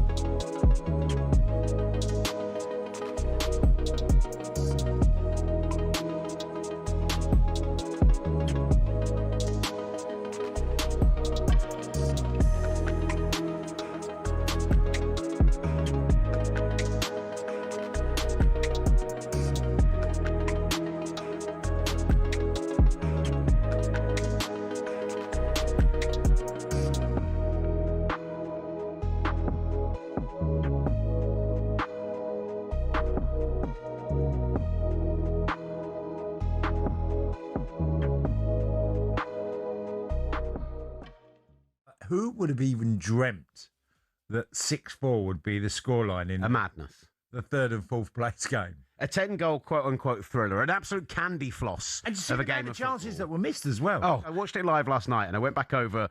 My notes from when I'm watching a game are often an absolute madness when I read back over them. And I'm like, Are you on little bits of paper, or is it a big sheet? No, I actually, weirdly, I WhatsApp them to myself. So I write them in my phone as I'm watching, and as there's breaks in play, etc. And one of the things I wrote is England could have scored 6 in the first half. France could have scored 9 in the second half. Yeah. Like, it was just a absolute madness of a game of football.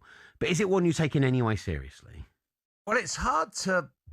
Could you imagine that game and that result being in the tournament? Aguero, Solskjaer, Deeney. Sure, you know all about those last-minute goals, but have you heard the one about the on-loan goalkeeper who saved his temporary employers from disappearing out the Football League and into almost certain financial oblivion? Back in 1999, Carlisle United, managed by Nigel Pearson, were fighting to stay in the Football League. Carlisle's finances were precarious with a capital P that season, leading to a scenario where, with 3 games to go, they had to ask the FA to sanction an emergency loan deal to bring in a goalkeeper. Swindon Town's Jimmy Glass arrived at the club. His efforts in his first 2 games earned the Cumbrians 2 draws. Those vital points meant that Carlisle went into their final game of the Division 3 season, now League 2, needing to beat mid-table Plymouth Argyle in front of their own fans and hope their relegation rival Scarborough didn't win against Peterborough at home. The game at the McCain Stadium finished 1-1, and with the same scoreline at Brunton Park deep into injury time, Scarborough's fans invaded the pitch en masse, believing their Football League status was secure. However, Carlisle won a corner in the dying seconds and up came Jimmy Glass. In one of those you couldn't make it up moments, Glass scored from a rebounded header and was promptly swamped by teammates and thousands of fans who quite simply couldn't believe what they'd just witnessed.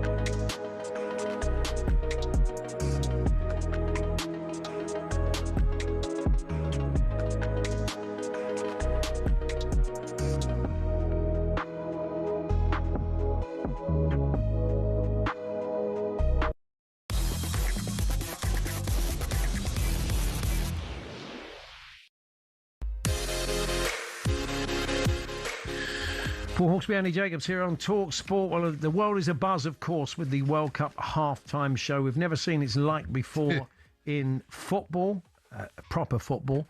And it took 27 minutes and 15 seconds, I think, from whistle to whistle. If you missed it, here it is in a nutshell.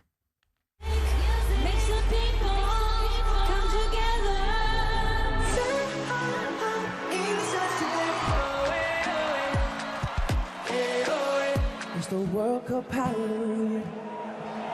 It's the World Cup, hallelujah. That saved you about 26 and a half minutes, but that was essentially What a dirge that was from Bieber.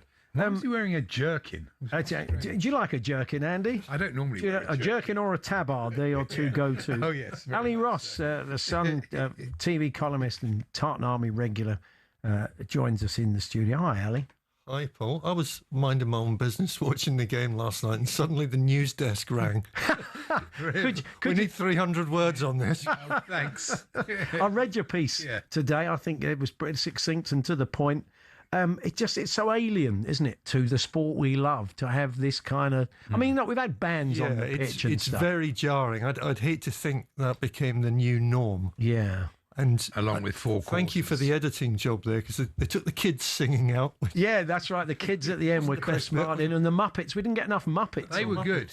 The Muppets. You like the Muppets? Well, they were the Dr. Teeth. Yeah. Seems to have left the band, doesn't he? Maybe Ronaldinho would have been offended. The first Muppets we saw were quite minor Muppets, and then we saw the big league. We saw the Kermits and Miss Piggy's of this world, as we say in football circles. So we did see some of the big hitters, didn't we? So, I mean, what sort of fever dream was it that Chris Martin had when he put that bill together? And what did he say to...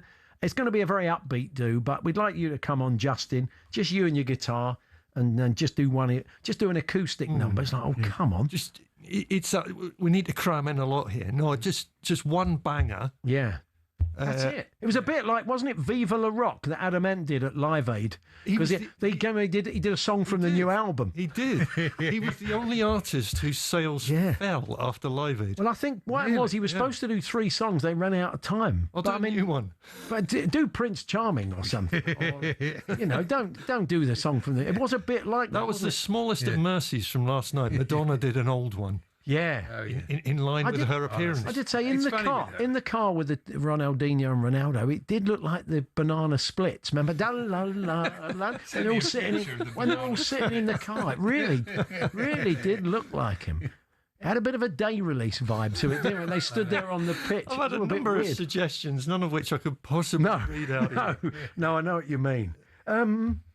Yeah, it was kind of a very odd... She does divide opinion, doesn't she, Madonna? Yeah. You either think she's incredible for her age, or you just think... She is definitely raging against the dying of the light, isn't she? Yeah. But, fair play to her. Racy Nan. She's like, do you know when, like, Nan gets a new... She thinks, I'm not... Your granddad's died, but I'm still on the market. Oh, is life in the old girl yet? Yeah, let's go. Yeah, you know what I mean. Oh, Nan, you look fantastic. Thank you. We all liked BTS, though. We thought BTS. I liked BTS. I like that song, written by a Scotsman. Oh, was it? Really? Yeah, can't remember his name, though, so don't question me any further. Okay. Alan Stewart's son, that's who wrote it. Oh, really? Aye. Alan Stewart, he's kind of famous. Patter Merchants, filmed at the Beach Ballroom in Aberdeen. Oh, okay. Yeah, he used to...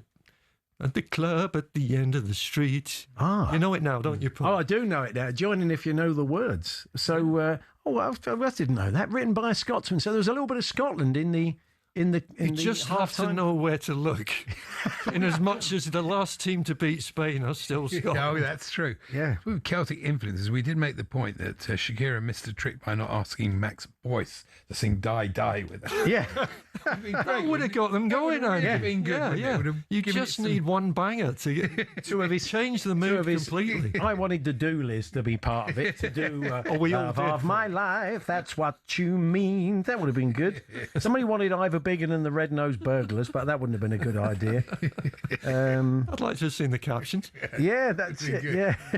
The other thing was, we just heard there from Emma that there's been a big spike in people getting TV licenses. Has there, though? No, there was almost like a big spike in people not having bald tyres anymore, because essentially that 3.5 minute promo last night that Romesh fronted. I was at a mate's birthday party the other day, and he worked in telly. I chatted to a lot of people in telly there. One of them had been to the BBC recently with a great idea, and they said, we love it, but sadly we can't afford it. I'm thinking, why do a 3.5 minute self-reverential promo when essentially, if you don't buy a TV licence, I mean, what are you promoting? Because you're breaking the law unless you buy it. I think it's massive insecurity was betrayed for all there. They've lost something like another 500,000 licence payers in the past year, so they have to try and persuade you. So is this people the exact opposite? Is this people that no longer watch sort of terrestrial telly or don't watch the BBC? Watching it on laptops or on their phones or watching other media, which you still need a licence for if you access their output, don't you? Or they're just not watching television. No, okay, fair enough. Interesting though. My son, who works in the whole field of promotion and TV bits, he thought it was a brilliant travel. No, it was. Production values were fantastic. And I said to him, just wait and see the reaction from the anti-BBC papers. That probably cost about 2 or 3 sitcom pilots, or it was a weird choice of people they had. If you look at the original with Cleese, I mean, they're all total legends. It's the two Ronnies. It's Wogan. it's only fools and horses. Last night they mentioned the weather forecast in Aberdeen, for which I was grateful, very grateful. I'd like to keep in touch. One of your colleagues made the point today that they talked about quite a lot of shows that have been binned. You know, there were shows that have had Doctor Who. Yeah. It's in a hiatus at the moment. And even one, and they just binned Autumn Watch, or they've cut one of the watches out. Winter Watch. Winter Watch has gone. Louis Walter Winter Watch. Yeah, it's tragic. Is he gone? Yeah. No, I thought it was brilliantly done. I just question why you need it.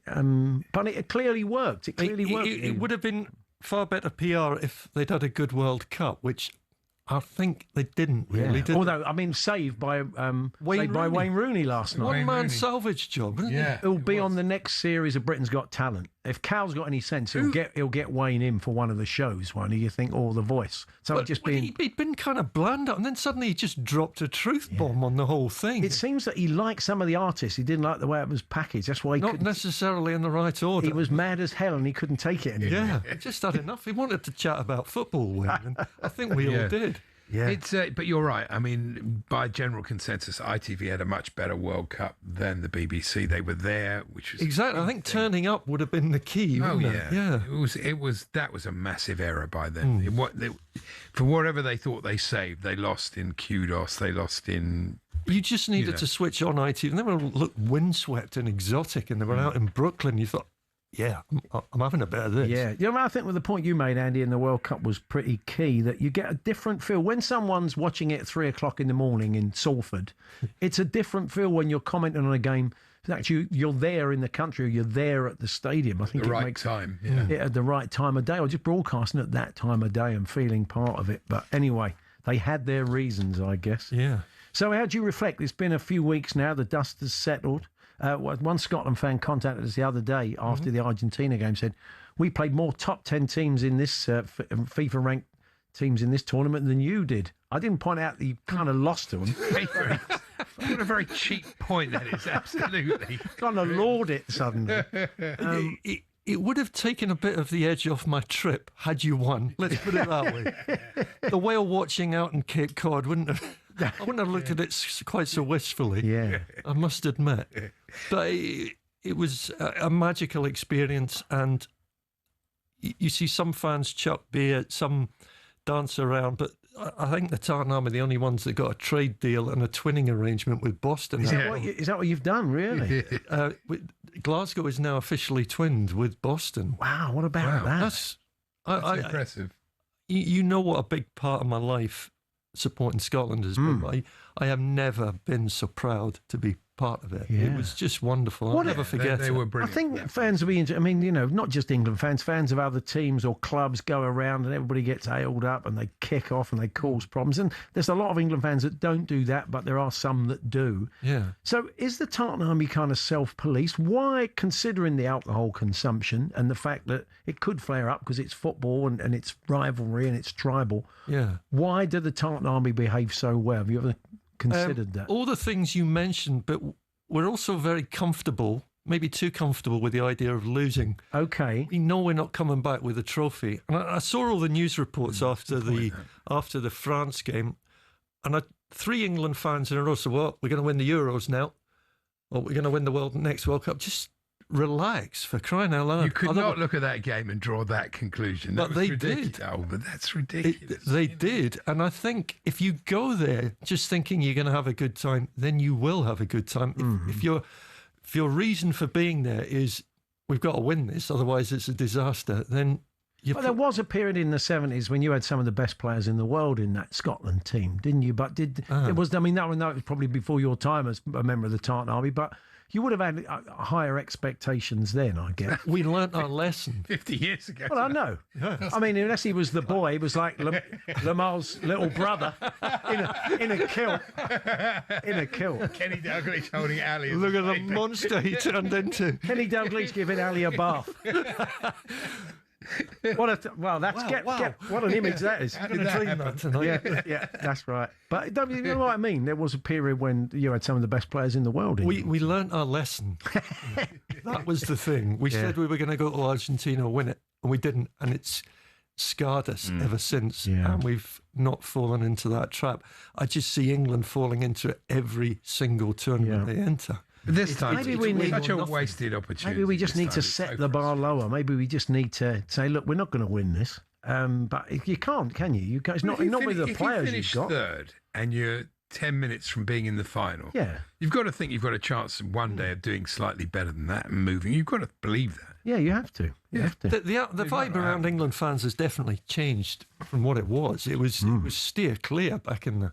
Yeah. Oh no, it's well, the England fans. They're all right. I saw the bar owners of New York and Boston saying they exemplary behaviour. They were fantastic. You know, I think it's often when they have those friendlies, when they play like Czechia and everybody goes on a jolly to Prague, that we see the people that don't normally follow England just go in there to cause trouble. But Scotland don't seem to have that. If you play games in sort of quite easy to get to bits of Europe and you have a lot of nouveau people turn up with a hardcore of Tartan Army, they probably do self-police. They don't let it happen. We only have 2 rules: no club colours, no fighting. The less rules you have, the better. They're 2 good rules. The easier it is to obey them. Yeah. Well, Ali, lovely to see you as always. I take is the column back on. You'll be back on Friday, I take it. Yeah, and I may well be writing about the World Cup final. Oh yes, of course, of course you will. It's a funny time of year. It's a funny time of year for TV. This isn't. There's not a lot of it. Have you watched the Hairdresser Mysteries? No, I've not. I did watch it. Love Diane Morgan. So Android, I did very much enjoy it. It's good, isn't it? It's not laugh out loud funny, I suggest, but it's quite sweetly observed. Quite poignant. Sue Johnson's brilliant, and it's very clever show. I think. It's the best thing that's been on for a while. In terms of comedy. Austin as well. It's quite amusing. Quite okay. Yeah.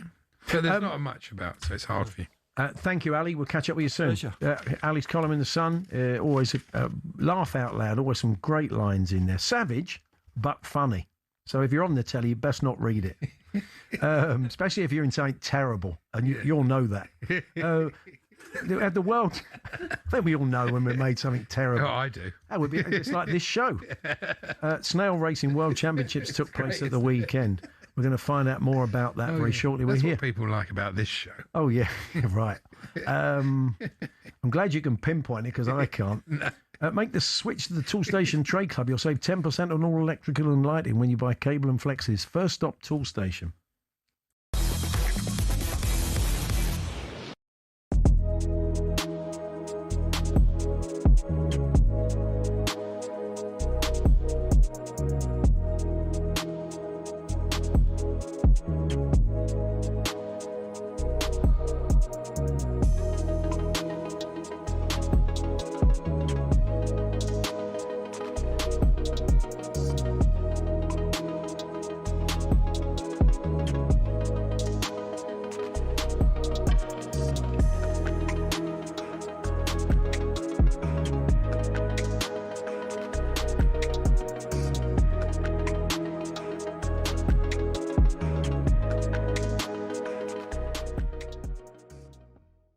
Viva España! Thank you, Spain! Muchas gracias, España! Ferran Torres, you absolute beauty! You have saved football because from start to finish, whether it's Tom Cruise's pathetic speech about unity in front of Donald Trump, whether it's the game starting 6 minutes late, whether it's the disgraceful refereeing which allowed Argentina to push, scratch, foul and dive their way into extra time, whether it's the most egregious decision to chalk off Nico Williams' opener, whether it's the ridiculous halftime show which wasn't even good, or Infantino chasing after Donald Trump after the trophy was handed out. This World Cup in so many ways was an absolute circus, and Argentina, who might have produced 2 of the world's best players. Get ready to get that winning feeling with talkSPORT Win. This summer, talkSPORT is bringing you live and official coverage of every game of the FIFA World Cup 2026. And to celebrate, we're giving away £26,000 guaranteed. Go to win.talksport.com to enter now, and you could win 26 grand in your hand, tax-free. Enter now, and you could be the next to get that winning feeling, courtesy of talkSPORT Win. Find out how to enter now at win.talksport.com.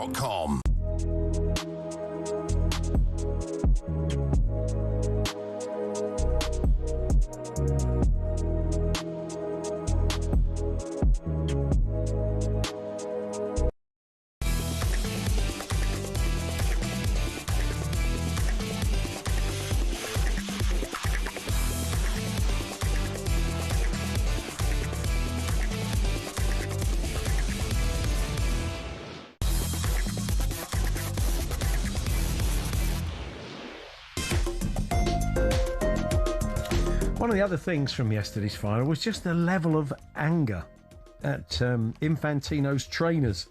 Yes, I know. People got so upset about them. Well, for two reasons, really. Put a pair of shoes on, man. Number one, that he's wearing them. That helps. Yeah. Number two, they didn't go with his suit. Number three, they're very, very expensive. The ones that Rishi Sunak used to wear, they're about £300 or £400 a pair. They're ridiculous. Right. You think plain white? Do you think he's like a box fresh man? You think he has to have a new pair for every game? I'd imagine so. Yeah, I'm sure they were new. He probably employs someone on about £100,000 a year to put white marker on them and clean them up for him. They put a new pair every time.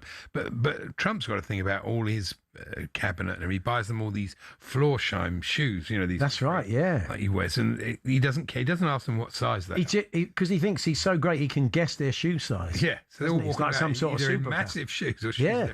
So I'm surprised Gianni wasn't wearing a pair of those. Really. He's probably give him a pair, but he says, "Well, this is my thing. I have to wear these." Anyway, never mind the World Cup final. We had the World Snail Racing Championships this weekend. It was won by Snailer Swift, trained by Sam Pemberton from East Anglia. It took place in Colham in Norfolk. Let's chat to one of the people in charge of the event, Nicholas Dickinson, the Snail Master. Hello, Nicholas. Hello. Lovely to talk to you. So you didn't maybe get the profile you deserve because of the World Cup final. True. We're here to put that right. What is the format for snail racing? It's a circle, isn't it, as opposed to on the straight? Yeah, that's right. It's a circular table. The competitors all start inside the inner ring. Usually about 15 snails in each heat. Mm-hmm. And it's the first snail to cross the 13.5-inch course to the outer ring. First snail to get their antenna across the outer ring wins that heat. And then they progress through to the grand final. We had 18 heats on Saturday. 271 snails competing. Mm-hmm. So we had 18 in the final. And as you say, Snailer Swift was the winning snail. I think a time of 3 minutes and 13 seconds from memory was the winning time in the final. So reasonable racing conditions, but nowhere near world record time. Do the losing snails get shipped off to the nearest local French restaurant? No, you can't. That's the level of jeopardy that we didn't see in the third place playoff. I'd like to think not. I'd like to think do they come back the following year? You get many returning snails. We do. We had the French champions were back this year. Just talking about the French out of interest, the snail racing started in France, and the idea was brought back to the UK in the 1960s by a resident of the village of Congham, a chap called Tom Elwis. He's buried in the local churchyard, got a little snail at the foot of his gravestone. He brought the idea back from France where he'd seen it, and it's been held in the grounds of Congham Hall ever since it came back in the 1960s. But we are recognised as the World Championships now, and the world record, which is in Guinness World Records, is 2 minutes. But the big difference, you talk about the French restaurants, the big difference between our championships and the French ones, of course, is they eat all the competiters with the exception of the winner. So it's a life or death race over in the channel. With us, of course, we're very humane. That's a bit dark, isn't it? Yes. What do you smear onto the course to keep them on the course? Looks like jam. Is it jam? So we moisten the course with well water drawn from a spring in Congham, and then we rub organic cucumber around the outer ring, which tempts the snails. They love cucumber, so they get the smell of the organic cucumber, and that's what gets them to hopefully speed across the 13.5-inch course. Fantastic. You mentioned not world record pace. The world record was set in 1995. Wasn't it? And what was the 2 minutes? Is that 2 right? Minutes, you said 2 minutes. 2 minutes. So 2 minutes was what? I mean, what was that snail called? Can you tell us who set the world record? Is he in the Snail Hall of Fame? He is. He's called Archie. Right. We refer to him as the snail goat. He's the greatest of all time. He is to snail racing what Messi is to football. Yeah. And he set it in 2 minutes. And that's in Guinness World Records. Last year, of course, 2025 was the 30th anniversary of Archie's world record time. So we're very proud. We got his trainer back to present the trophy last year to the winner, which is rather special. Wow. So, what's the prize for for the trainer and the snail? Yeah, the winning trainer gets a pewter trophy and will get their name engraved on the plinth for posterity, and the winning snail gets a very large head of romaine lettuce to gorge on. Oh, that's nice. That's good to hear. And they all got special rings. They all got rings. Sneefer. Brilliant. Well, look, thank you, Nicholas. It's really good. Thanks for explaining all. Appreciate it. Thank you. No problem at all. Well done. Nicholas Dickinson, one of the snail masters, one of the umpires. Sneefer run.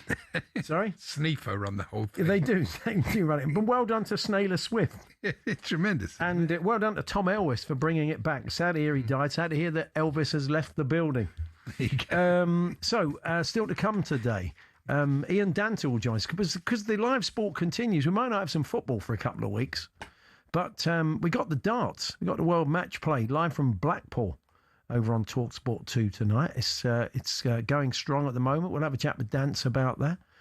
Graham Scott, the former Premier League referee, is going to join us as well because the refereeing last night, I think fair to say, left a lot to be desired. Graham did tell us last week that the referees are keen, as we saw in the England-Argentina game, not to start flashing the cards too early because it kind of paints them into a corner. But when you see a tackle like the McAllister one and the Tagliafico one on Yamal, you think, you can't let that go. Whether you want to get sending out the wrong message. Of course it is, because they, it's very easy for the Argentinians to think, well, we're getting away with murder here. We'll just keep doing it. It does seem strange. We'll also look at some of the good things from an official's point of view and VAR point of view that we can take into next season in the Premier League. So Graham Scott joining us for a chat, and one of his former Premier League referee is going to be on Strictly. We'll reveal which one a little bit later on. Stan Collymore is going to join us to talk England and that third place playoff, and Tim Vickery with the very latest on Argentina from South America. There's your final hour coming up shortly.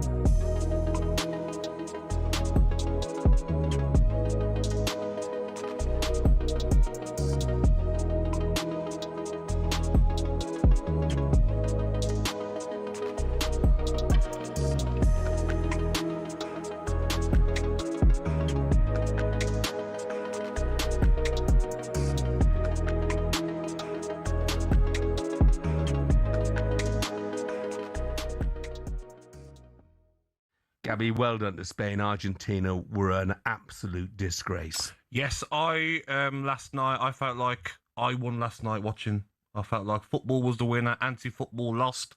Shame that Messi's probably last World Cup game was a game where his team didn't try and play football. Disgraceful tactics that have worked all through the World Cup. They've bullied teams.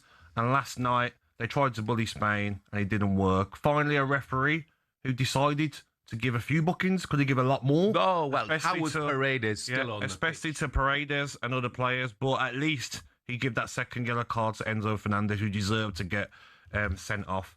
Football's the winner.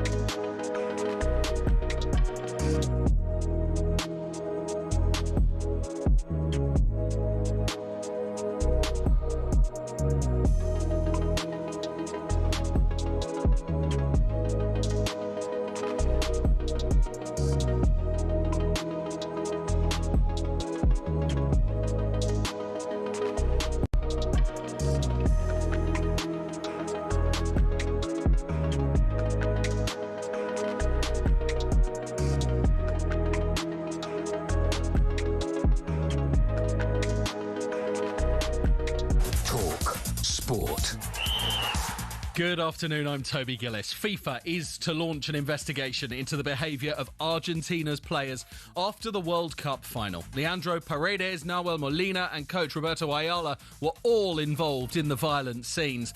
Only the former was sanctioned with a red card. Spanish football expert Terry Gibson told H&J Nicolas Otamendi started it by confronting Rodri over pre-match comments he was angered by. He was making the point that Spain had pointed out that Argentina had been the beneficiaries of refereeing decisions during the competition, and that been Rodri and one or two other players have pointed that out in press conferences and were hoping it wasn't going to be the case in the final. But they were. If England don't get rid of Thomas Tuchel, it's possible they'll miss out on Pep Guardiola to another national team. Apparently Italy, who didn't qualify for a third consecutive World Cup, have held talks with him about their vacant hot seat. Aston Villa have started spending the money they're going to get for selling Morgan Rogers to Chelsea for 117 million quid. João Gomez has completed his move from Wolves, and we understand they're targeting Crescencio Somerville too. Rogers is at Chelsea today for a medical, who have gazumped Arsenal in the race for the England man. Martin Keown does not believe he was given a real chance of going to the Emirates. He must have been too expensive.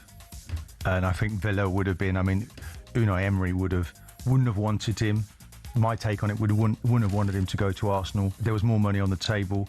And after Josh Kerr, and what a story this is, by the way, brought the mile world record back to Britain, he's told us we must enjoy records like this while we can. Humans probably can't go much faster. I would say maybe a second half, 2 seconds is probably all we got left in the tank. He ran it in 3 minutes 42.66 over the weekend to match the previous achievements of the likes of Bannister, Cram, Yvette and Co. by going fastest over the distance. There's more at talksport.com.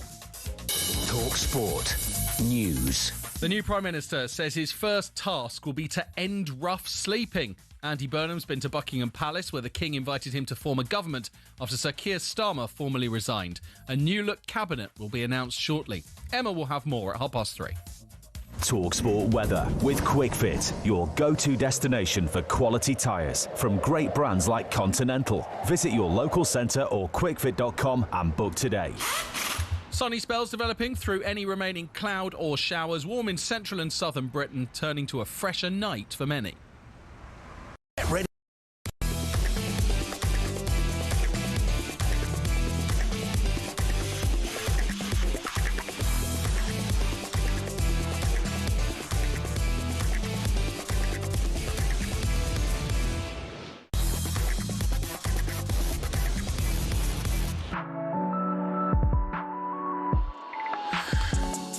Good afternoon, it is Paul Hawksbee and Andy Jacobs here on talkSPORT. The live sport continues here on the talkSPORT network. We've got the darts unfolding in Blackpool at the moment, and Ian Danter's going to join us to have a chat about that, because we've been so football focused, haven't we, really?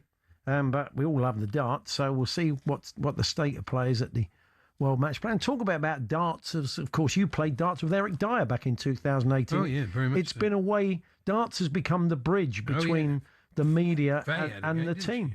Yeah, Faye played. Jordan Pickford. Yeah. So, yeah. Did she win? No. Okay. Well, at least you hit the ball. You didn't even manage to do that. Well, that's true. All over the shop. Eric Dyer's never had an easier That's true. Really. chance to win. And we're going to be chatting to Tim Vickery as well a little bit later on, all the fallout from that World Cup final from the South American point of view. And Stan Collymore chats to us They've been about the third place game. They've been celebrating in Buenos Aires. Let's sort of look at the Buenos Aires Times as if they've won it. Really? Yeah, I know. It's really weird. Fireworks, all sorts of things. Just saying, oh, thank you to Argentina for getting to the final. They didn't have a shot until the last couple of minutes. Isn't it? I don't think we'd have reacted like that. No. I mean, honestly, if England had not laid a glove on Spain, imagine what today would. Jamie would be going nuts, wouldn't he? We'd be celebrating in the middle of Trafalgar Square with fireworks. Don't think we would. Anyway, Incredible. let's turn to the officials. That game last night, you felt, was shaped by the leniency of the referee, and our next guest did tell us last week, and we completely understand it, that you don't want to make it about you. You don't want to start flashing the cards early and maybe ruining, inverted commas, a final. But really, there are some tackles that shouldn't go unpunished. Graham Scott, the former Premier League referee, rejoins us, athletics refereeing expert. Hi, Graham.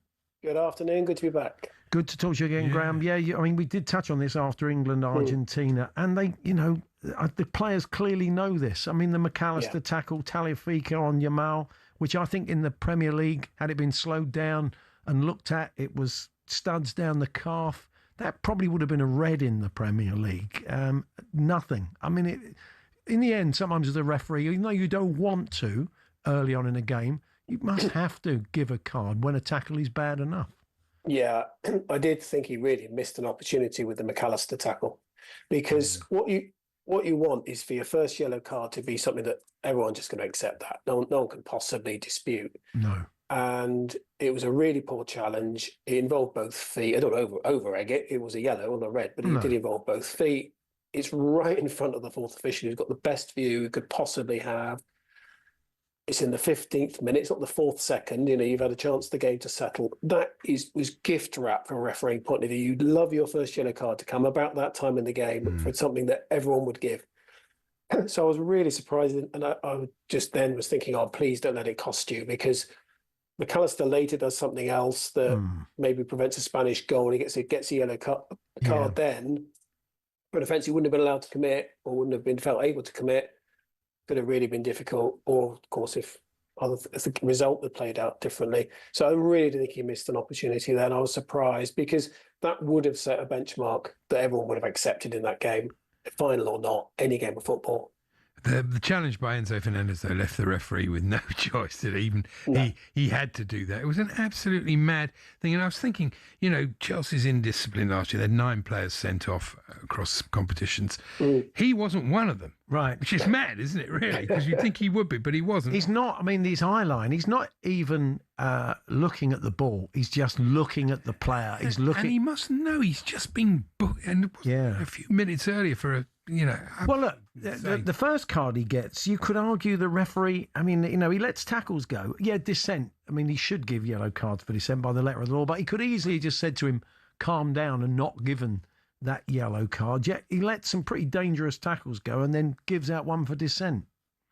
Yeah, it doesn't always feel quite right, does it? The vast majority of cautions for yellow cards for dissent are for what the player does, not what he says.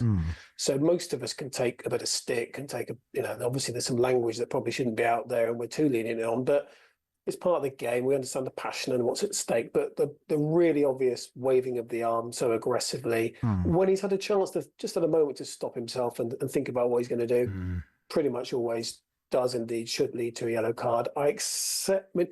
We treat all yellow cards as equal, don't we? So you have this thing where you go, there wasn't a bad tackle, yet there were 5 yellow cards. Well, not true last night, but that can happen in a game because yellow cards are given out for all sorts of different things. I thought that was fair enough from the ref there. I did think he was too lenient, especially in the first half with some of the tackling that was going on. And of course, once you're on a yellow card, you do know. The word caution is used for a reason. It is a caution to warn you not to do anything else now. And goodness me, when I saw that tackle, I thought, is the referee just going to send him straight off? When I saw the replays, I thought he got it right. It's a second yellow. You were saying referees don't want to make it about them, but by being too lenient, was he? Did he impact the game, Graham? In your eyes, would it have been a different game had he I used the term "stamped down" on it earlier? Obviously, we don't know. It's all sliding doors moments, aren't they? But I think he should have been, as I've said already, I think he should have been tougher in the first half. Not vastly, not completely over the top, not killing the game, but it would have felt fairer. And certainly, if the game had fallen differently and Argentina had equalised or won on to win, I think we'd have gone back to the first half and said, well, look, this is part of the reason why they've been allowed to get away with too much. And all refereeing performances are judged in hindsight by the result and the outcome. Fortunately, and I'm pleased for the referee because generally he had a decent game. He's clearly a very top official. The result kind of suited him in the sense that, purely in the sense that at least people came away thinking, well, there was a fair result in the end. Sure. His last ever game as well, wasn't it? Yeah. Well, and Graham, what about overall? Judging it overall as from a refereeing point of view. Do you think it was a good World Cup for the officials? Excuse me. Not really. I think the biggest issue is VAR. I've counted at least 9, possibly 10 significant VAR errors. More than half of them are interventions that shouldn't have been made. VAR's overreaching. I think we really need a proper rethink around how far we're going to take this technology. We're checking corners already. That'll be flipping to include goal kicks. We're starting to check yellow cards. We've had overturns for things that people like because a diver got done for it. But where does that end? We're going to check every yellow card. I didn't think the line of intervention was clear at all. We had penalties given, not given. England dodged one, of course, against Ghana, which we should have conceded. But there are others awarded. Belgium against Senegal. I think surely that's not a penalty. It's 2 players converging on the ball. we had VAR going back much earlier into attacking phases than we would normally expect, particularly in the Egypt-Argentina game, but also in other matches. And I just had no confidence. Even normally when I'm watching a Premier League game, people might not like the outcomes, but I'm pretty confident to know, well, I think the VAR will come in here or he won't. At the World Cup, I was always on kind of sense of jeopardy. Well, I don't know, and you'd expect someone with my experience to have a bit more idea. So I do think there's a significant issue around the future of VAR in the world game. I know that debate's been going on ever since it came in, but it does seem to me like that kind of maximum benefit, minimum interference has almost been flipped. What about that corners? Doesn't feel right to me. It was better. We all hated the Premier League last year for what it became. Then with the Manchester United, Everton was the worst example of it. But, Brighton getting in a wrestling coach. I mean, absolutely ridiculous. There was less of this, wasn't there, in the World and Cup? that was much better. And also the technology was much better. So the offside technology, there was a single time where we were waiting around to see whether this goal was going to stand. The assistants either got it right originally or they were told immediately, pretty much, what the right decision was. So when the goal was disallowed for offside, they showed a replay. And by the time they came back for the replay, the game's restarted. Brilliant. And of course, there are other things that went well. There were some interventions that were good that enhanced the game. France's penalty against Paraguay had to be given, or else that would have been a scandal. And there were others too. But overall, my sense was it was a net negative on VAR. Too many errors and not enough really positive interventions. You can say, well, without VAR, goodness me, where would we have been? Isn't VAR getting more involved just a logical consequence of having the technology? Because there's an expectation that you want people to get the decisions right. And if you don't get a corner overturned and then they swing it in and there's a goal against your team, you're saying, well, they had the technology to look at that in 5 seconds and change it. I know what you mean. You don't want more and more involvement. You don't want every decision. But once you've got the technology... this is the problem with it, it is. There's the old Pandora's box argument, isn't it? Or a can of worms, take your pick. Yeah. I mean, my take as a football bit more of a traditionalist, I just want the game to flow. I just want the game to be continuous. I do not want us to be stopping every now and again to see whether this is right or wrong. I'm convinced that in the France-Spain semi-final, a free kick on the edge of the area was flipped by VAR because there wasn't an offence. And they didn't want an attacking free kick on the edge of the box, dinked over the wall and into the goal for the only goal of the game to affect the outcome. Referee points to the halfway line, says his assistant's told him, well, that may be true, but I'm excuse my scepticism, because I know it goes on. And we flipped that free kick, but what about all those free kicks that are given to defending teams when there's a tiny bit of contact and the defender flops to the floor? And well, that's not a foul either. So where does it end? And I do think, okay, it's not for me. I'm the ref. I'll do whatever, we'll apply whatever the game wants us to apply, but it feels like it's a mission creep to me. And when you're watching the World Cup, you're watching Uzbekistan against Canada or something, you're not so bothered, But when it's your team and it's costing you, and you're in a really partisan stadium with 95% of the support supporting the home team, you'll get very different results, I think. Yeah.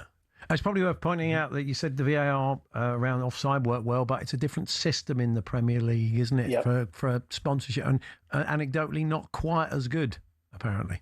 The evidence is there from this World Cup that they were able to get the decision. I didn't see anything that went beyond about 5 or 10 seconds, apart from one game where the technology broke down.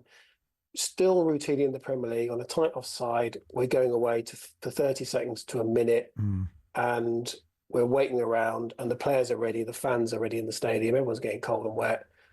It's the other thing. One thing's sitting out on a sunny day watching a game, slightly set back with a beer in your hand. That's not the experience in England, is it? No. By any means.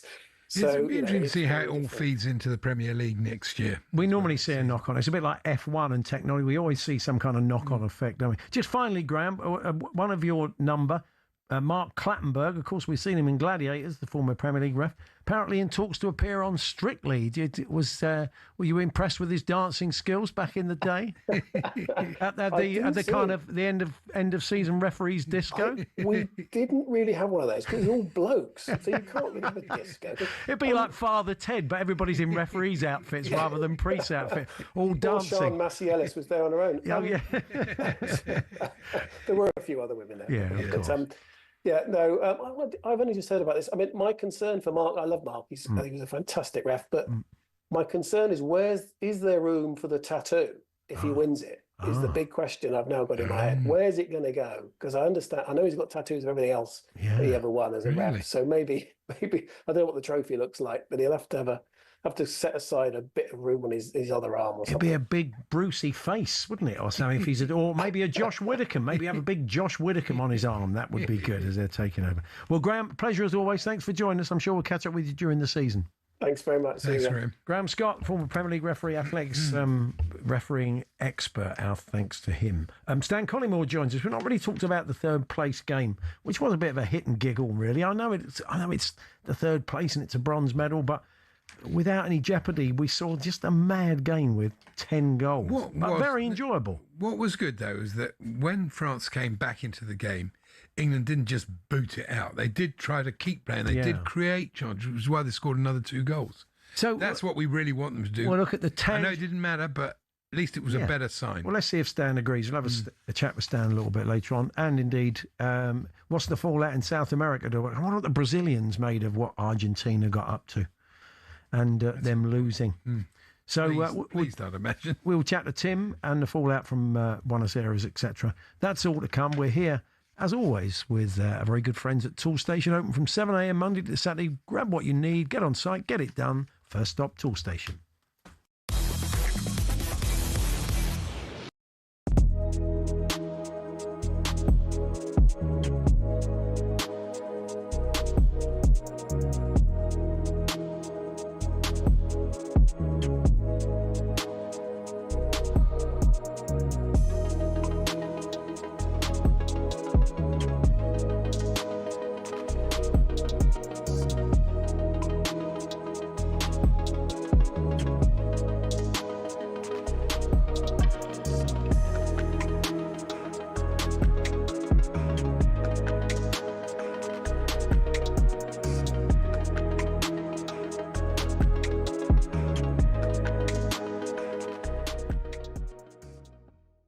.5 minutes was how long halftime was. That's a disgrace in and of itself. We know that. We know it's a load of tosh.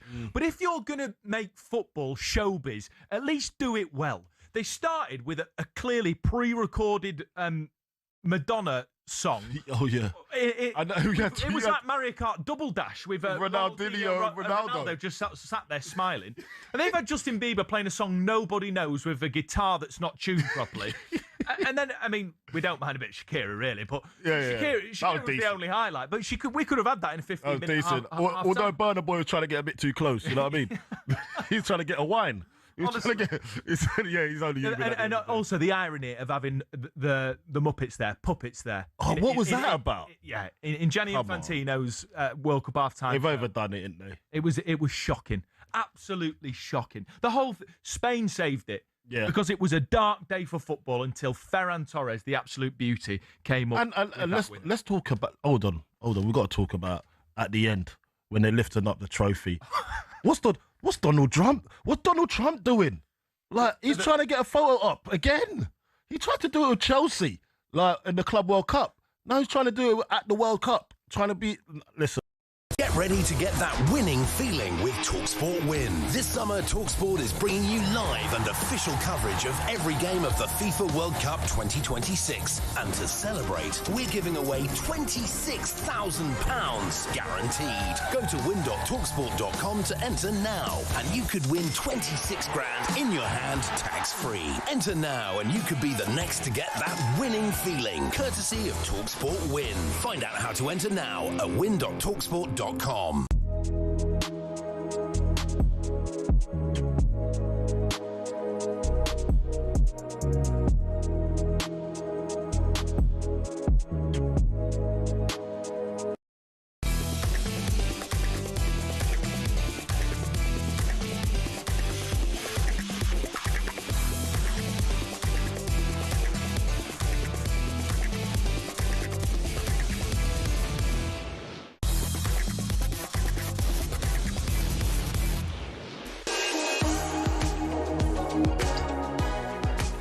Hawksbee, Andy Jacobs here on talkSPORT. 4 o'clock this afternoon. Ben Foster Watford, Manchester United and England keeper is alongside Andy Goldstein on Drive. We've got kick-off from Natalie Sawyer, Darren Lewis and Mickey Gray from 7 and the Sports Bar.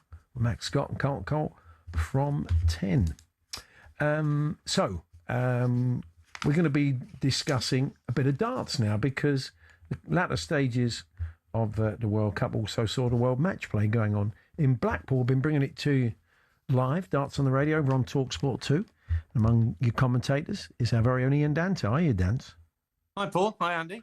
So, just get us up to speed. Some people may have been waylaid with the golf and the football and the cricket and stuff like that. So where are we at with the World Match Play so far? Well, we're about to get to the end of round one. That's tonight, Paul. We've got the last 4 matches from the first round. 32 players enter the men's tournament.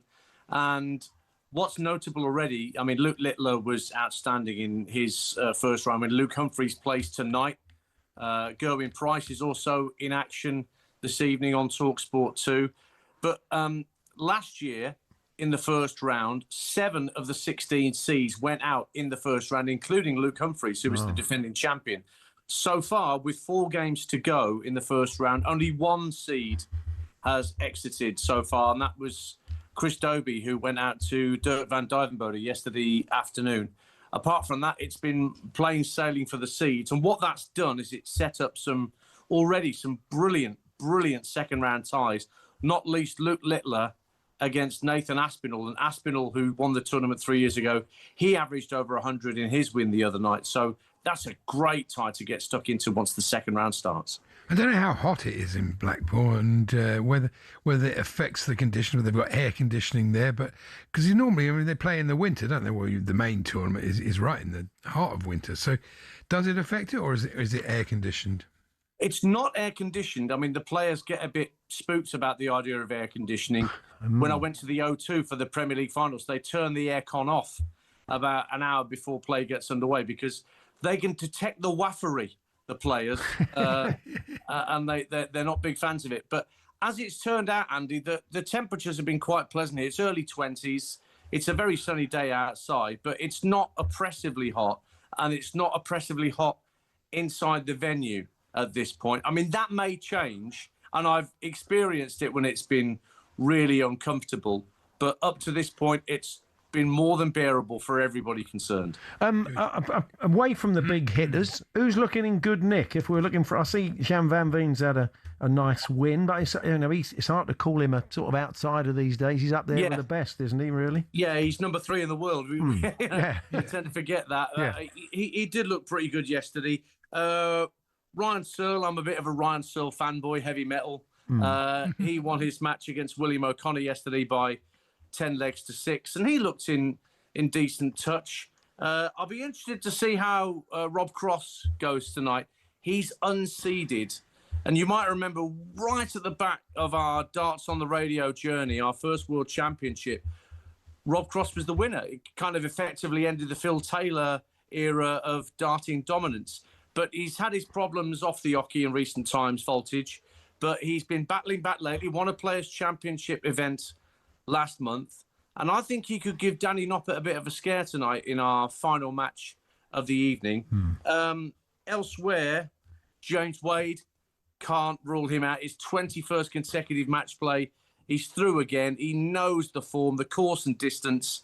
You'd be crazy to write James Wade off at these championships. We were saying earlier on, Dance, it's great that darts has become the bridge in recent years between the England players and the England setup and the media, because there was always, over the years, there's been a bit of a standoff and a sort of mistrust. But yes, darts has become the bridge, isn't it? Andy Say took on Eric Dyer in 2018, and that's become the norm for members of the media, including their own Faker others, to go and have a game of darts with the players.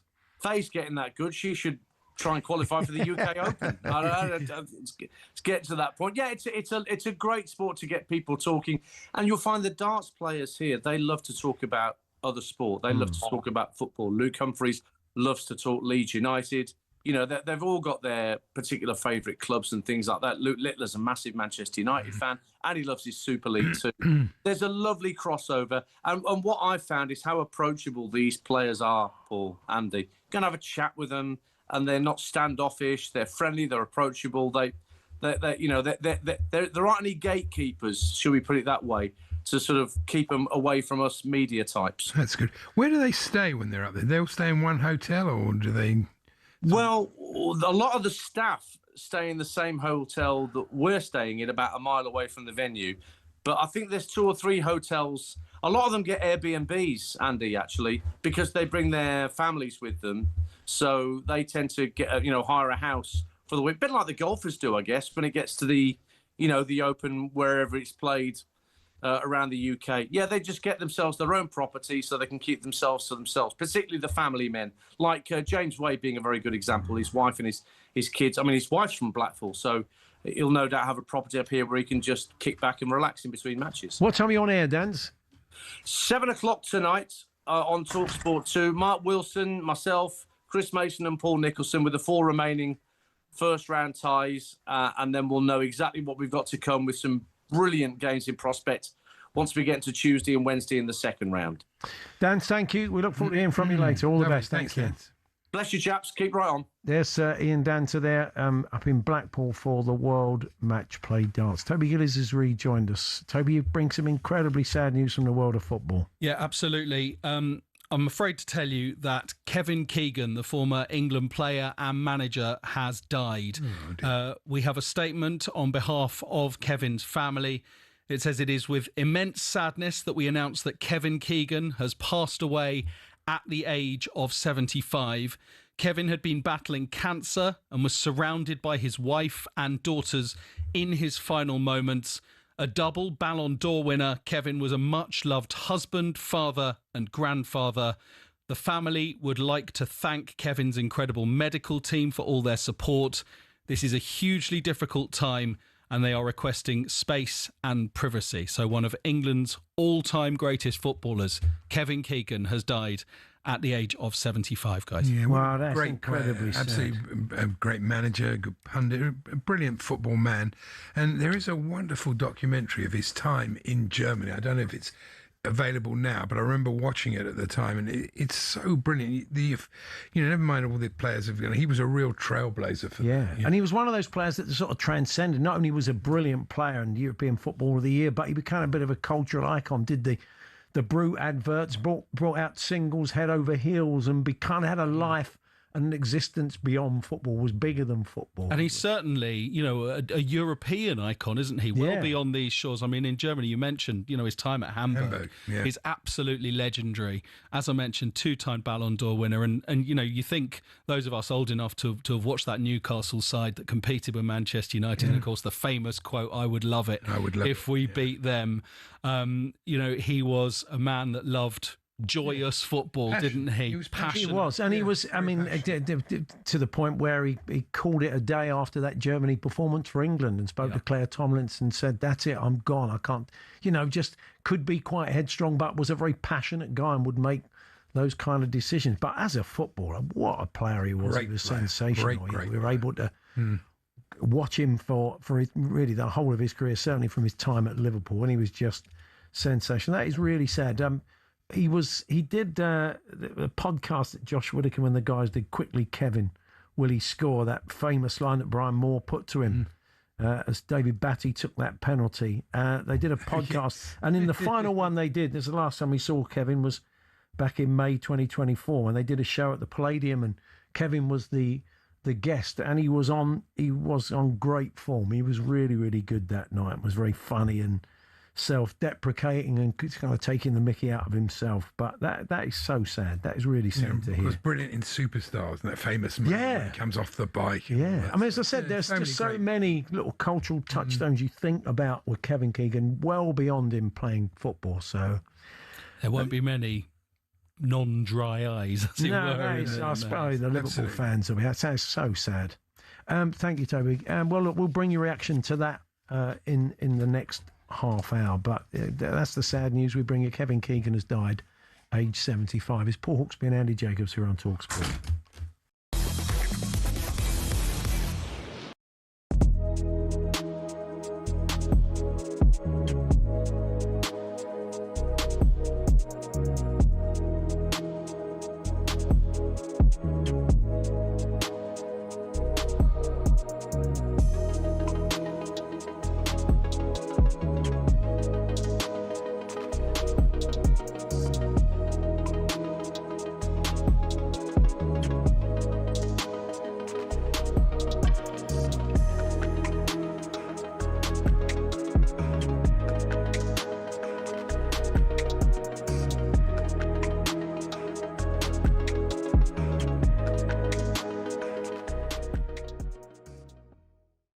said we should respect Argentina as the holders. Mm. Do you still respect them after their performance in the final? Why do you, Alex? Well, they played like a bunch of thugs. Even Alex, the scenes at full time, they were laying punches on celebrating Spanish. Yeah, of course. I don't like that. Of course, that is what they do. They leave a bit on everybody. And then, of course, at the end, maybe their true mentality comes through and you see them as people. Look at that picture on the screen now for those watching on YouTube. Is that what you want to see at the end of a World Cup final? No, Paredes, I simply don't. What I would like to see is, look, if I'm honest, I wanted to see Messi do something in that game. I think the Spanish, though, throughout have been magnificent. I think they only conceded one goal throughout the whole tournament. They proved they kill you with 1,000 cuts. Their passing's magnificent. Rodri's, whether he's the player of the tournament, it's certainly been a magnificent turnaround from him, from Man City. But, look, they'll have to take a good look at themselves. I think the referee was doing the best he possibly could in difficult circumstances. Because he could have got the yellow card out a lot earlier, but that would have in itself ruined the game, wouldn't it, if he started chucking out bookings? Well, why didn't he do that? What? When was the last time you saw someone score with a knuckleball free kick? We're going to take a look at why we're not seeing them anymore and explain a bit about how they work. The knuckleball peaked in the 2010s after that Ronaldo strike against Portsmouth in 2008 inspired academy players everywhere. Here's a young Mason Mount. I tried to base my free kick on Ronaldo, hit the ball by the valve and it moves. So what do you do? Top corner. Now, no ball is perfectly aerodynamic, so as it travels it creates ever-changing pockets of turbulent air causing that unpredictable movement. Football's most prolific free-kick taker, Juninho Pernambucano, perfected the technique but didn't invent it. He was inspired by players from the 90s and even the 50s. So how do you do it? You have to hit the ball head-on with as short a contact time as possible so the ball doesn't spin. Hitting by the valve helps with that short contact time as it's the hardest part of the football. So why don't we see knuckleballs much anymore? It's because players are being told not to shoot from dead ball situations because the XG is so low. In fact, as Opta shows here, since the 08-09 season there's been a 10% reduction in players shooting from free kicks in the Premier League. And in 23-24, a record low of 11 free kicks found the back of the net. And the knuckleball, though spectacular, is imprecise, which is why it's becoming a thing of the past.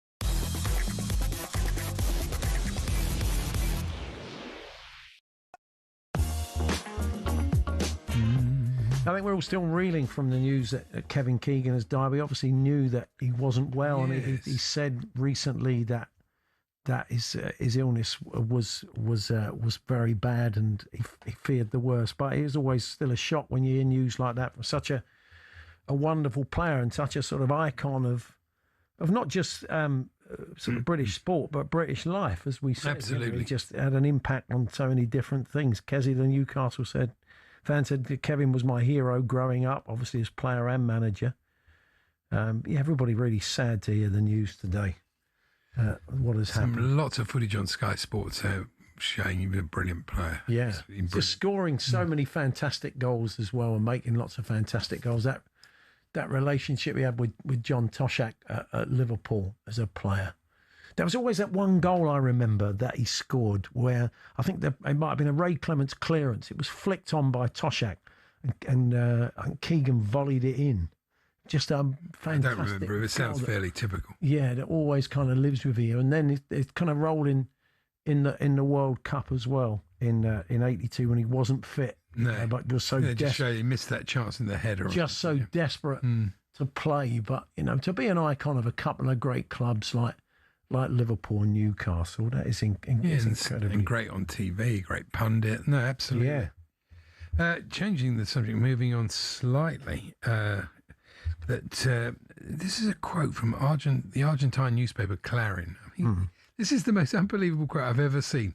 As never before, the Argentine team displayed both on and off the field a range of values that are rare these days. From the pitch and beyond, they gave several lessons and showed the face of a country that we would like to see away from the football pitch. A team that was polite and respectful, despite a few unfortunate isolated incidents in the last match. Wow. That didn't speak ill of its rivals or try to justify its own mistakes by blaming others. Hello? You mentioned Kevin Keegan as a pundit there, and I think he'd been working on TV after that game last night. I think it would have been pretty forthright. Yeah. Joining us now is a man who worked with Kevin for England as the head of communications, and we mentioned that moment backstage at Wembley, the last game at Wembley, when Didi Hamann scored that goal and we lost 1-0, and Kevin decided he didn't want to manage England anymore. Of course, he was front and centre of that. Adrian Bevington joins us. Hi, Adrian. Hi, guys. Good afternoon. So you work with Kevin pretty up close and personal. As I said, we knew he wasn't well, but this just still comes as an awful shock, doesn't it? It absolutely does, yeah. Someone just sent me a message, just obviously broke. I was really caught cold by it, to be honest with you. I wasn't expecting this today. What are your memories of working with him? We said he was a very emotional guy. Was he absolutely loved his football? And he's kind of, if anybody was going to say, I can't take this team any further. I mean, what are your memories of that day when you discovered that Kevin decided he didn't want to be the England manager anymore? Yeah, what you remember the day, it was a dark, dismal day, the last ever game at Wembley. The weather was horrendous, and the whole mood around the stadium was awful at the end of the game. We lost 1-0. Coming down the tunnel, I was sort of walking backwards towards the tunnel as Kevin was walking towards me, and Kevin was applauding the crowd, getting some stick. I think he acknowledged that in his interview himself, and it was quite a tense environment as he walked down the tunnel that day. He was in the dressing room for a while, and I got asked to go and call for various senior figures from within the FA board to bring them in and out of the dressing room, and eventually got called in myself. And by that time, Kevin had already, I think, updated the players that he couldn't take the team any further, which I think was his priority. You understand, Kevin was very players manager. He was football through and through, wasn't he? Yeah. And then I just got into the area where the baths are, and Kevin was still stood there, and I think it was Adam Crozier and David Davis broke the news to me that Kevin was not carrying on. And then I think he did one TV interview that was shared with everybody. He got into his car with his wife, and they headed off. And that was the end of Kevin's tenure with England. But I'd just like to say, working with Kevin, he was very much a heart and sleeve person. Cared dearly for every job that he ever did. I only worked with him with England, but his passion was undoubted. But like so many people who grew up, certainly my generation, he was such an iconic figure. And I think for young people these days, they don't appreciate just how big a star Kevin Keegan was. And for me, to work with Kevin Keegan, having, watched him in Superstars when he felt, when he was like, watched him for Liverpool. I remember when he came back to Southampton, my dad took me to see him play at Ayresome Park for Middlesbrough v Southampton, because it was Kevin Keegan. And then to work with him, I was genuinely in awe of the guy when I got to work with him, because he was such a big star.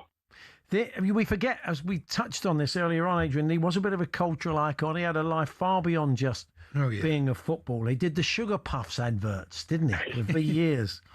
Brute 33, where Henry, Green Cross Code man he was. He did He was one of the very first. I mean, George Best was before my time as a player, so I can't really reference that. But in my mind, Kevin Keegan was the first kind of, marketed superstar footballer. And the fact he then went on to play in Germany with Hamburg as well kind of emphasised that. But I still think Kevin, for all his success at club football and then the magical Newcastle team he built, there was always a thread with England as well, because he was such an iconic England captain during that period when the team wasn't so great. He was a great pundit as well. For many years, did he work for ITV and did a lot of punditry, and again was forthright, and all of it came from the fact that he could pass comment on that because he was such a wonderful player, one of the top players in world football during his era. Well, he was a great player, and I think, I watched the montage of him recently, and I think it might have been one of the European Cup games that he played for Hamburg, maybe the semi-final against Real Madrid, when they got to the final when they played Nottingham Forest, I think it was. And you realise, I think Kevin was magnanimous enough himself to say that, it was his attitude and his work rate. He wasn't short on ability, let's be honest, but I think people always looked at his attitude, and he was an unbelievable player, and he accomplished everything he possibly could through his attitude and commitment to being a great player. And he was a wonderful team player as well as being a great individual. And I think that has to be recognised in all the conversation that will follow on from this very sad news today, because we remember him as a manager of Newcastle United. We remember him as a manager of Manchester City in England, and a really excellent pundit too. But he was also a great player who led the nation for the best part of a decade. Yeah, in some ways you're right, Adrian, that there may be some younger people out there now who don't know much about Kevin Keegan are going to be watching some goals. They'll be watching it on YouTube and TV, and they're thinking, wow, that might be their first opportunity to see just how great he was. Guys, you remember the 77 European Cup final. Yeah. And I certainly, I think it was the first final I actually saw, a European Cup final, and, not a Liverpool fan, but was cheering like crazy for Liverpool that night. And Keegan was absolutely sensational from memory that night. Like Bertie Vogts man-marked him from memory. Kevin got man of the match. I think he got brought down for a penalty late in the game. And that was a genuine world-class iconic performance that obviously was his last game for Liverpool before he went off to Hamburg and won 2 European Players of the Year. Had you run into him recent years? He did a bit on the after-dinner circuit. He kept busy. As I said, I saw him last year or a couple of years back at an event. So he was still very sparky and very funny and self-deprecating. I've not seen Kevin for a good while, even though obviously, as you say, he's been around the circuit. But I do remember him coming along at our request to an event that we did. It was back in the FA days at the end, but he moved on to a few different things, but he still turned up to an event we were doing for our 150th anniversary. He was very close with Trevor Brooking. I think they had a really great relationship. And whenever you saw Kevin, even just making public appearances, I have to say one thing about Kevin Keegan as well is important. I get this across. I don't think I've ever encountered, a big star football person be so good with the public. He was unbelievable with his time. He would sign an autograph, do a photograph with absolutely everybody. He made sure, whether you were in England or abroad, and I've been abroad in Belgium, places like that, on goodwill, he would do everything to make sure that people, children in particular, felt important. The other thing that just struck me, I'd forgotten about this, another great iconic moment of sort of English football history is when they sold Andy Cole to Manchester United and he felt he should go outside because the fans were angry. Then he stood out there and explained why they'd done the deal, which is so unlike the world of sort of PR to the max football these days, isn't it, Adrian? And working with Kevin Keegan, which, as I say, for someone like myself, it was both daunting and incredibly exciting to be spending any time in his company and just listening to him speak. But that moment at St James's Park, he wasn't a PR, insofar as you couldn't PR Kevin Keegan. He was a PR man naturally, if that makes sense. Yes. To his compliment, he was so good with people. That was his, apart from his football qualities, that was undoubtedly his biggest skill set. Yeah. Adrian, we really appreciate you joining us. Thank you very much. Thanks, guys. Adrian Barrington, then the former head of communications for the England team when Kevin Keegan was managing the team. If you're just joining us, that's the incredibly sad news. Kevin Keegan has died, age 75, and a lot of people have been getting in touch to pay tribute. The greatest signing Southampton ever made, says Mike, the Saints fan. 2 seasons, 37 goals. There's little things that you forget about his career. Yeah. Privileged to have him on our roster. Mick Channon, a great relationship. Yeah. Gareth A. Davis, of course, contributes to talkSPORT and boxing and Telegraph boxing writer. He said, I interviewed KK for Telegraph. He was so humble. He was our Maradona. Very, very sad. He said, but he was a curly perm trendsetter. Which Yes, is true, he certainly was, wasn't he? Yeah. Ash, the Newcastle fan, said, my years growing up as a Newcastle fan with the entertainers team of Ginola, Albert, Ferdinand, Beardsley. Rest in peace, King Kev. Martine says, I got to meet Kevin at a convention, got a photo about 10 years ago. I asked him if he would take the Liverpool job. He said it was never offered to him. I said he should have taken it after Souness, and he wittingly replied, it would have been easier, he said. So, Martine, thanks very much for getting in touch. So you can keep your tributes to Kevin Keegan coming, talksport.com, text to 81089, tweet to TSH&J, 03717223344. Steve Harmison, apart from being in England cricket, is a massive Newcastle fan, and Harmy will join us to pay tribute to Kevin in a few moments' time. We're here with Tool Station. First stop, Tool Station.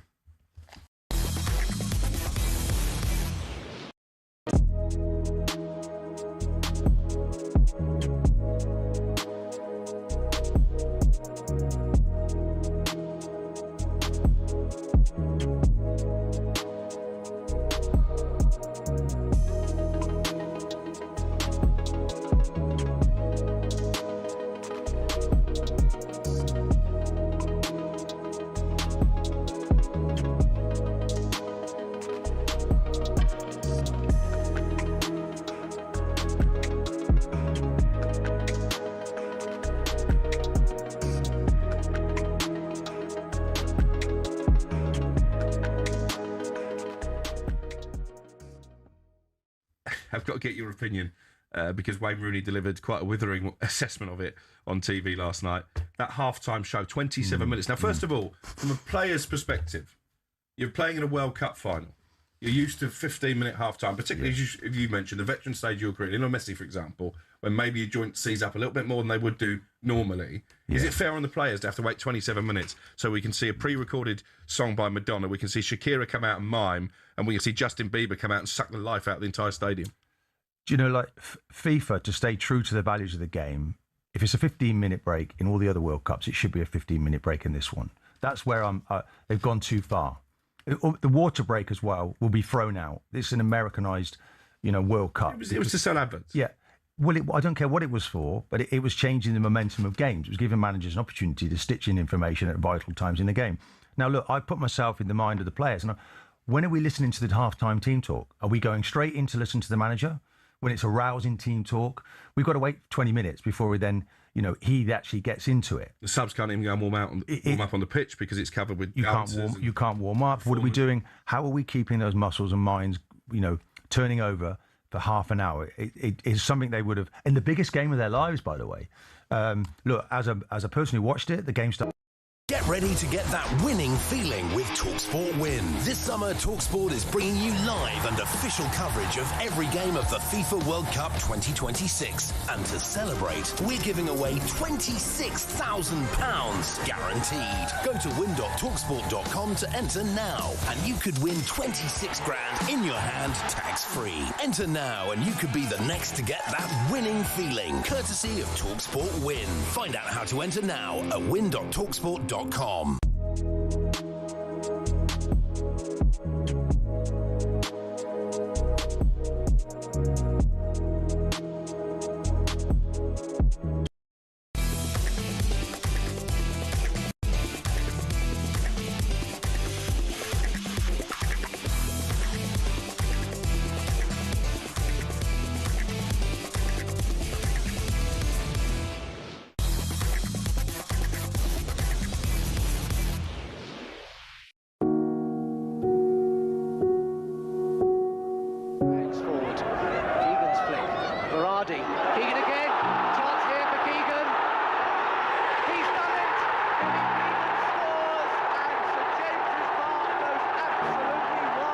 As a person, he was a winner. He was a winner in everything he did, and we've discussed that. But most of all, he had this passion. He had a passion and desire. And sometimes you can't give people that. He had this burning desire inside him to win. Not win at all costs, but win the right way. And I think he put a team on the pitch and he tried to win the right way. And he wasn't interested in defending. He wasn't interested in scoring from set players. He just wanted attractive attacking football with good players on the pitch. And I think the fans appreciated that. I certainly appreciated working with him. That's John Carver, who was a coach under Kevin Keegan. I think he was a coach at the club when Kevin was there as a player the first time around, and worked with him at the club. And in light of what we witnessed last night, you know, winning in the right way is kind of very much foremost in our minds, isn't it? Of course. If you just join us, the sad news that Kevin Keegan has died, aged 75. Steve Harmison is a huge Newcastle fan, as well as being a Ashes winning cricketer. He joins us now. Hi, Harmy. Good afternoon, gent. I mean, I'm sure you encountered Kevin along the way, didn't you? Yeah, many times. I think the last time I seen him was either early on this year or at the end of last year. We were at the races and we worked together. Kevin was a lovely man. Listening to obviously what John said there, I was fortunate to do My Sporting Heroes or My Sporting Life on Sky, and I got asked by Gary Newborn, would you like to do it? And I was like, yes. Anybody from the entertainers team? And he said, Kevin will do it. And I was gobsmacked. Wow. And I mean, I asked Gary, where's the script? You won't need one. Just ask Kevin how he's going, what day he's having, and then just mention Newcastle United. And an hour and 50 minutes later, we had to get interrupted to say, you've done too much, you've finished. And incredible. He was an amazing man, gave Newcastle a huge amount of belief. I'm sure Eddie Howe won't mind me saying this, that in times I've obviously working at the club and at the ground and interviewing the manager, he said, we've picked clips of what he said to you about this football club, about the people, and what it means to the people of this football club and what it's like to play inside the stadium. And behind the scenes in Newcastle in the last few years under Eddie Howe has shown his players what Kevin Keegan's dream was for Newcastle, which was to play the right way, like what John was talking about, and to entertain the people of Newcastle. And so far, Sir Bobby Robson did it, Kevin Keegan did it, Eddie Howe, I think, has done it up to a point, and he's still to continue to do it.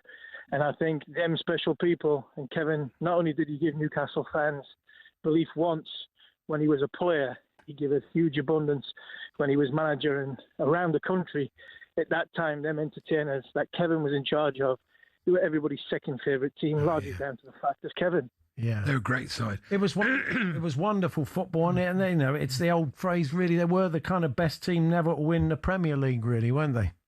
Yeah, absolutely. And I'm sure Kevin would have loved to have won the Premier League, like we all would as Newcastle fans. But like he said many times, you know, it was about the way his team went about playing the game. And as a person, he was infectious. Brought Alan Shearer to the club, brought a lot of players to the club because of Kevin Keegan. You know, as we're finding now, Newcastle is not the most attractive football club to come and the city to live in. But I tell you what, during that time of entertainers were flocking to Newcastle United because of largely down to one man, and that was Kevin's charisma, his personality, the way he wanted his teams to play. And you know, Newcastle might have come up short, but I tell you what a ride it was. Not only when Kevin was a player, bringing, you know, mentoring the likes of Chris Waddle and Peter Beardsley before they went on to brilliance, but also, you know, mentoring and in charge of some of the best players that's ever played at St James's Park in a black and white shirt. Absolutely, and such a big player for four clubs in Newcastle, Liverpool, Hamburg, and Southampton. So you know, all the fans have great memories. Such was his career that until one of the Saints fans just now was paying tribute. You forget just how influential he was in a couple of seasons at Southampton as well, Harmy. Yeah, and if you look at where he, you know, as Andy just mentioned, Liverpool, Hamburg, Newcastle, and Southampton. When he left Hamburg when he came back to England, when he went to Southampton weren't the sort of most fashionable club. Newcastle, when he came to Newcastle, weren't the most fashionable club. Kevin's seen a vision in what he wanted, and what the infection and the supporters that he wanted to play for, and he took them with him, and he did. And one sort of final sort of story I have with Kevin, with that a few years ago now, there was the 4-3, the famous 4-3 Liverpool game from many, many years ago. There was a reenactment at Kingston Park, the rugby ground at Newcastle, and a lot of the players came back to play because Kevin was going to manage that team. And I remember after the game, I was fortunate to play 10 minutes in it as an also ran that was sort of put on the field. But at the end of the game, there was people having to change there was former players having to change their flights, change their trains because they couldn't leave without saying goodbye to Kevin. And the reason why they had to wait was Kevin was signing autographs and he hadn't even gone to the change rooms. He was out there for like 2.5 hours. This man was a brilliant man in Newcastle. And as you can feel, I'm so well known. He's a fantastic human being as well. Well, look, we appreciate you joining us to pay tribute when it's still so raw. Thank you, Harmy. Thanks very much. Afternoon, boys. Steve Harmison there, cricketer and Newcastle fan on Kevin Keegan. We are still coming to terms with it, really. It's only been... That documentary that I mentioned, because I've looked it up now, it's an ITV documentary. It's called Brian Moore Meets Kevin Keegan. It's well worth a watch. And it'll be on YouTube. Should be on ITV4 or ITVX, one of those.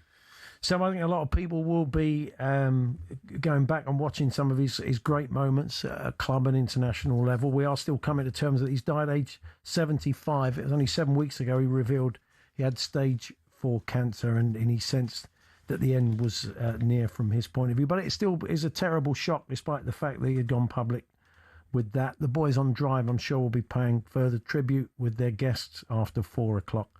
Before that, talkSPORT's Charlie Pritchard looks back on his life and career. Born in Doncaster on the 14th of February 1951, Kevin Keegan almost immediately fell into football. Age 17, he made his debut for Scunthorpe United, and despite playing in the 4th division, he was courting interest from the top flight straight away. Bill Shankly came calling, and he bade Scunthorpe goodbye for the dizzy heights of Anfield. My manager, Ron Ashman from Scunthorpe, drove me over to Pennines. I think it took about 4 hours from Scunthorpe to Liverpool in those days. And I met the great man. I was sat on a dustbin outside the development office because the main stand was being built. And he just come in and said, "Hey son, welcome to Liverpool." At Liverpool, Keegan won 3 league titles, 2 UEFA Cups, 1 FA Cup and the European Cup.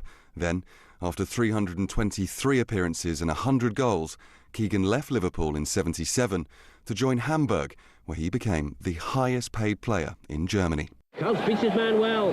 There's the cross. Keegan! It's there! Not even Sepp Maier could stop that one! The 5'8" sensation lit up the Bundesliga, earning the nickname Mighty Mouse, as he won the league title and back-to-back Ballon d'Ors. Before Keegan, only Alfredo Di Stefano, Franz Beckenbauer and Johan Cruyff had won the award 2 or more times. Here he is, in 1979, speaking to ITV's Brian Moore at his home in Hamburg. If ever I had the right to win it, it was to be this year. I played football up till Christmas that even I couldn't believe, And, I mean, when you start surprising yourself, then, you start to worry. If I'd got it last year when Simonson just pipped me, I wouldn't have felt right. I didn't feel I had a good season. I felt there was much better players in the Liverpool side alone, let alone Europe. And this year, I'm really chuffed because I feel that it's been my best season. He wasn't just a club superstar. He was one of England's greatest too, captaining the Three Lions for 6 years until 1982, where he became the only England captain to win all 3 matches in a World Cup group stage. He ended his playing career in 1984 with Newcastle, a place he'd returned to as manager 8 years later, developing an almost godlike status among fans on Tyneside. Here's Alan Shearer. He gave them hope, he gave them happiness, and he gave them